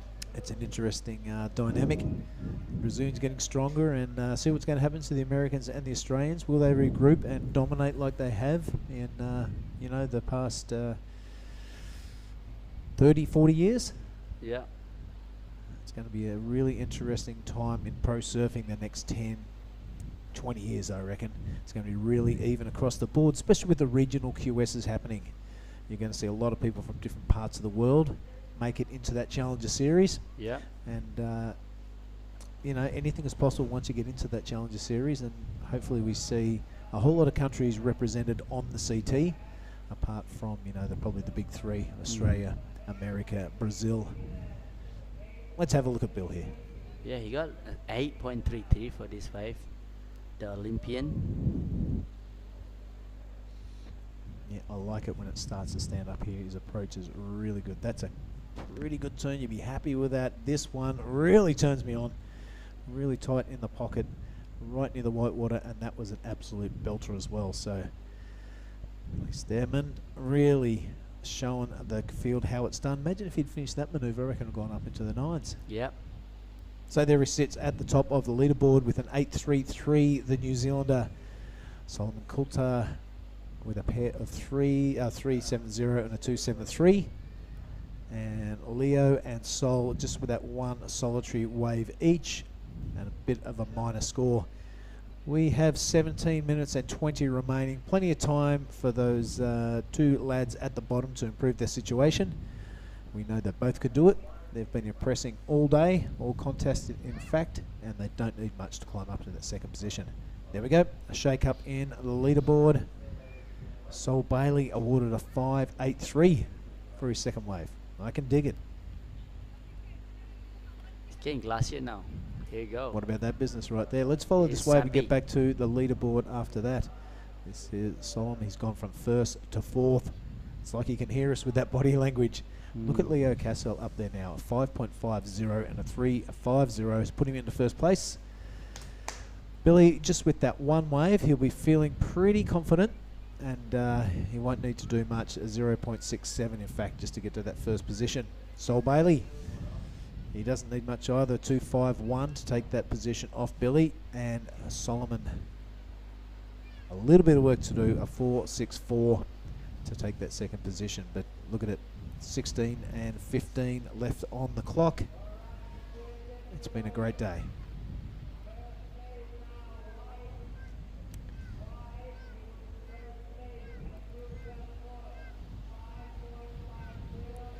So who are you hoping for tomorrow? The junior men's and women's? Yep. Yep, that would be a pretty cool way to kick the morning off, I reckon. Of course, we won't know until Will and Ty Sharadi make up their mind. They'll have a little powwow in the morning along with Tippy Jubrick and decide who they are going to put out there. Either way, it's going to be a great day of action tomorrow. I hope you can all join us. Don't go anywhere right now. We have 15 and a handful of seconds left for the heat of the day. Oni Anwar loves being on camera, and we love seeing him there. Just excited, enjoying this show. That's right. It has been a great day, and we thank you for your company. And look forward to it tomorrow. Don't go anywhere though. This is going to be a great finish, I can tell. The modus operandi for today was a bit of a laxy-daisy start, and we compress it into the last 8 to 5 minutes of every heat, and it's been really, really entertaining. A couple of buzzer beaters, a couple of last-minute waves, a really smart inside paddle up, but a goose to advance through to the next round of the quarters, and it's been a really entertaining day. I hope you've enjoyed it. We have definitely enjoyed bringing it to you. It's great fun in the morning seeing the women out there playing their trade. A little bit of disappointment and a little bit of happiness, but it's been very entertaining.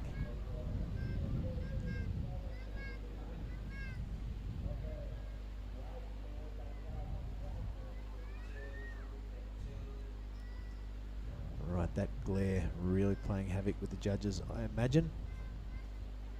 Still a solid crowd out there, Oni. You were just on the beach commentary. What do you say? Yeah, a lot of officials still, like police also around, just making sure everywhere safe and sound here.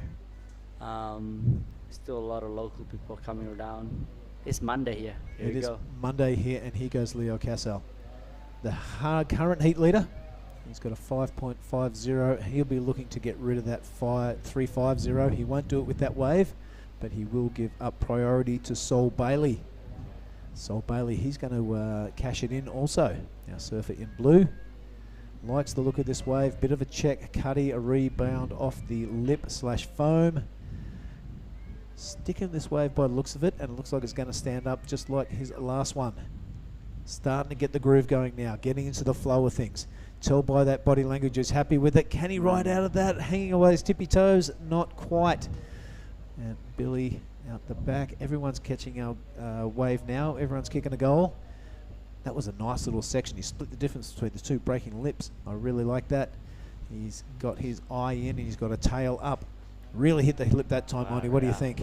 This guy's good. Bit of a flex at the bottom. Yeah. Bring it on, New Zealand. Come on, bring it home. He's looking for a decent score to sit along that 8-3-3. Yep, the New Zealander, he doesn't want to give up. He's still in the first place. Now it will be like a good score for that one. Good backup. Yeah, good backup. Here is Sol. Bit of a replay of his wave. Patient guy, and he knows exactly how to set it up between when the wave's full of water and when it starts to run. It's a pity he couldn't pull off that last maneuver, but hey, the lip was right on top of him. His surfboard was above his head, so it was a really hard maneuver to pull back. The New Zealander, in fact, he has not put a foot wrong pretty much in this heat. See how he split the difference between those two breaking parts of the wave? Really hard to do and very impressive. This turn was excellent. I really dug it. How's the flex down the bottom? That's sick. All right, beautiful drone shots down here at Pesisir, Barat. Lampung. Ujung Bocor. Ujung Bocor, the name of the wave. It's been an absolute pleasure so far, our stay here. Sampi is paddling for this one. He's waiting. Yep, he's taking the priority. Oh, this is white, sorry. Yep, this is Leo.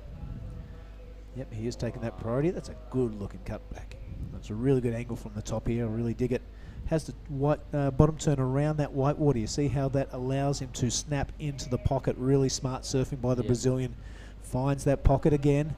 It's hard to tell how steep that wave is from the top, but it's a super, super cool angle.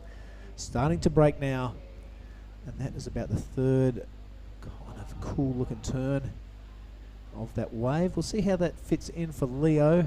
He's got a better that 350. I reckon he may have done it. I really like that drone shot. It's showing us the end of the wave. We haven't been able to see from the land camera all day. So good work by Ryan, our production guy here on the drone. Super good pilot. Here's the front view of it, Oni, as he coughs up a lung.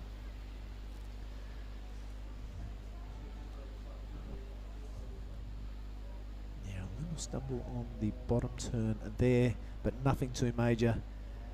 And this is where it kind of starts to stand up. We've been losing sight of the surfers here all day, but with that drone shot, we could see that finishing maneuver. Really important, and the judges need to see it. I can tell you from the judging tower, you can see that last section. Yeah. It's just the camera angle that that kind of blinds you behind the white water. But yeah, judges have a primo view right there on the shoreline. Because they are higher. They are higher. Top, yeah.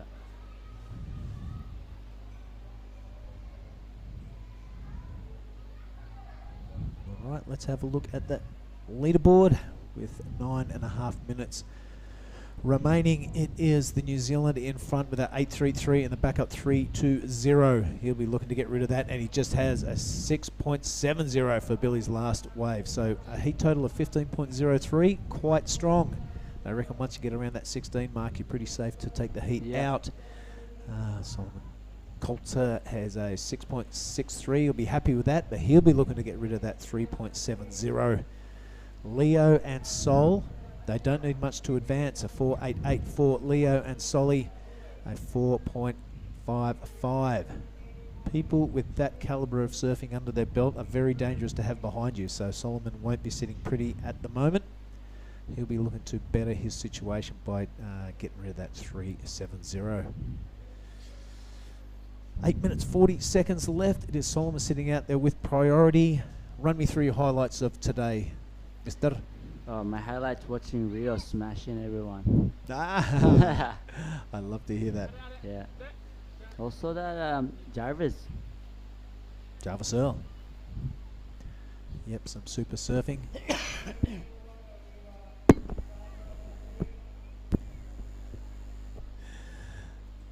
Yeah, I would have to put Rio's performance up there with the highlight of the day.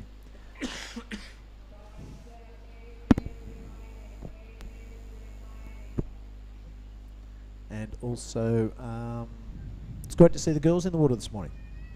Some real solid performances. I can't wait to see the next round where the seeded surfers come in. Of course, Philippa Anderson, she will be featuring in the next round. Kai Johnson. Yep. Kalani Johnson. They're all going for free surfing now after this contest. I bet they are. That's their job. And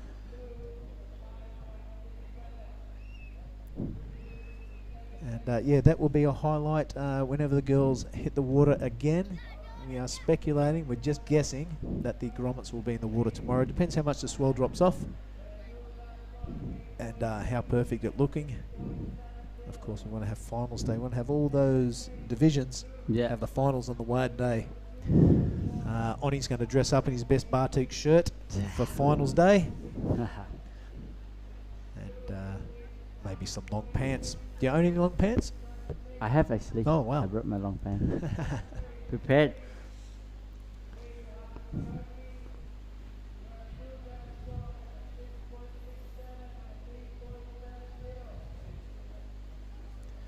So day 4, this is Oni Onwa. My name's Billy Hankins. Great to have your company. There has been disappointment, there's been a few tears, and there's been some celebrations. Of course, it is at the pointy end of the draw for the men, and also the elimination end for the women. So people packing up, going home, or just packing up and going free surfing and getting ready to surf in Nias. Of course, this little mini tour of South Sumatra goes from where we are right now at Krui, and next week we'll be going up to the famous right-hander of Nias. Perfect wave, a perfect wave before the earthquake. You could take it on at 6 to 8 foot. Now it's a fully scary monster. Yeah. So if we get some swell up there, the inside word from the local lads that swell is looking good for direction and size. So we should see some big packing tubes up there at Nias.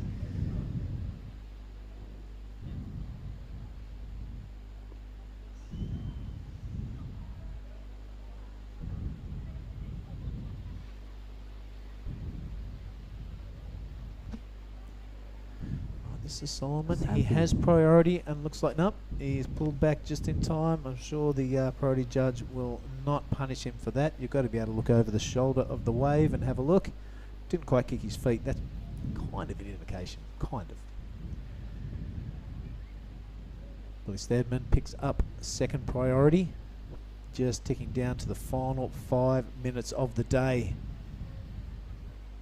Been an absolute belter. It's been a long one. Something like 21 heats or something like that. I don't know. I've lost count. Lost count after 20. Yeah. And, but it's been productive. It's been really cool. We are back on track after that storm front came through the competition site 2 days ago. It was absolutely destroyed. And we're a little bit worried, but for fantastic work from the ASC work crew, Ochin, Tom, and all the crew up there, got us going again. A full day of competition yesterday and a full day of competition today. We are back on track. There'll be none of that nonsense of 4-man finals. It'll be man on man, which is great to see. Also great to see is Billy Stadman not liking the look of what he sees down the line, so he'll bail out of that, turn around and go, maybe this thing has got a bit of a shoulder on it. We'll have a look. Nope, over the top of that.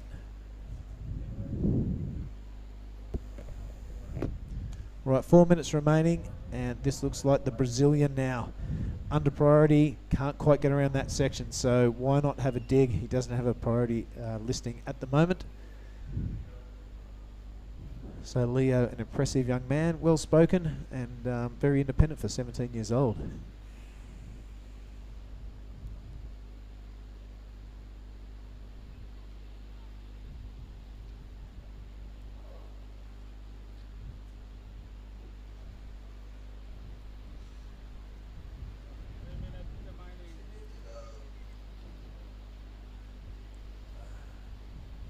Three and a half minutes. Our production crew has done a great job. Thank you very much, fellas. And all the support staff here. Well done, Oni Onwa. Another good day of calling the action, mate. Thanks for your help on the beach commentary also. And you're doing a bang-up job. Can't wait to do it again tomorrow. Thank you. Get some rest today. And we'll see how this one plays out in the last 3 minutes. All eyes on our surfers in green and white. They have the work to do. They are facing elimination. Solomon only needs a 4.83. He has priority and he's been on fire all day. So do not write this Australian off. The Brazilian needs a 6.0. We know he is comfortable and he is quite capable of doing that. So anything could happen in that last 2.5 minutes. Beautiful vistas are here of the Krui district, Lampung district. I think Sampi Coulter will get the score. I don't know, last like 10 seconds left. So this is gonna be. You're predicting a buzzer beater? Yeah, buzzer beater, for sure. Well, that would fit in with the rest of the heats that have happened today. Yeah. The results. There has been a couple of buzzer beaters and close results. Yeah.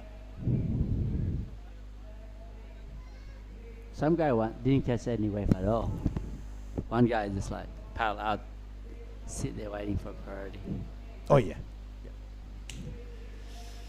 This place will be flooded with free surfers in about 1 minute and 50 seconds. I'm nervous. Come on, Sampi. All right. Get a wave. At the moment, it is Billy Stedman and Sol Bailey, a couple of seasoned campaigners, looking good for the quarterfinals. It is Solomon, though, in the box seat if a wave comes through. Of course, he has priority, complete priority over the wave that he would like to choose. I'm loving it when the priority system was brought in. Raised a few eyebrows, but it's a proven improvement to the sport of pro surfing. Seen a lot more surfing and a lot less hassling. 1 minute remaining.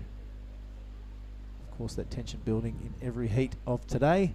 And this last one, heat number 4 of the round of 16, is no exception. I'm missing my words. Is no exception. I think this set's coming now. See? Yep. Buzzer beater, for sure. Doing a bit of... He only needed 4, but the only problem is Solly might get the back one on the back after Sampi get the first wave. Let's see, guys. We got 35 seconds. Sampi needed a 4.83. Can he do it? Well, looks like Leo in the inside might sneak a squeeze. No, that's going to slide under him. The ocean looking pretty flat out there, Oni. That may be the result. We'll stand here. We've only got 19 seconds left. There is a little bit of a lump and 2 surfers hassling out the back there. Leo is not going to die wondering. He's looking for an inside thing a la Katut Agus. You won't be happy with that. He's missed it. Never giving up, which I do admire. Oh. There's 4 seconds remaining. Can he stand up in time? No, that will be the result. Billy Stedman and Sol Bailey progressing. So time has run out for the Solomon Coulter. Mate, it's been a great day. I'd like to thank you for your effort. We'll see you tomorrow. And folks, I would just like to, on behalf of Mark Clift and Jack Thomas and Ben Spence, pass on our love and prayers and support to the Margaret River surfing community. It's been a bit of a tough day, and hope everyone watching around the world will join us again tomorrow for more action from the Krui Pro 2022. Thanks for your company.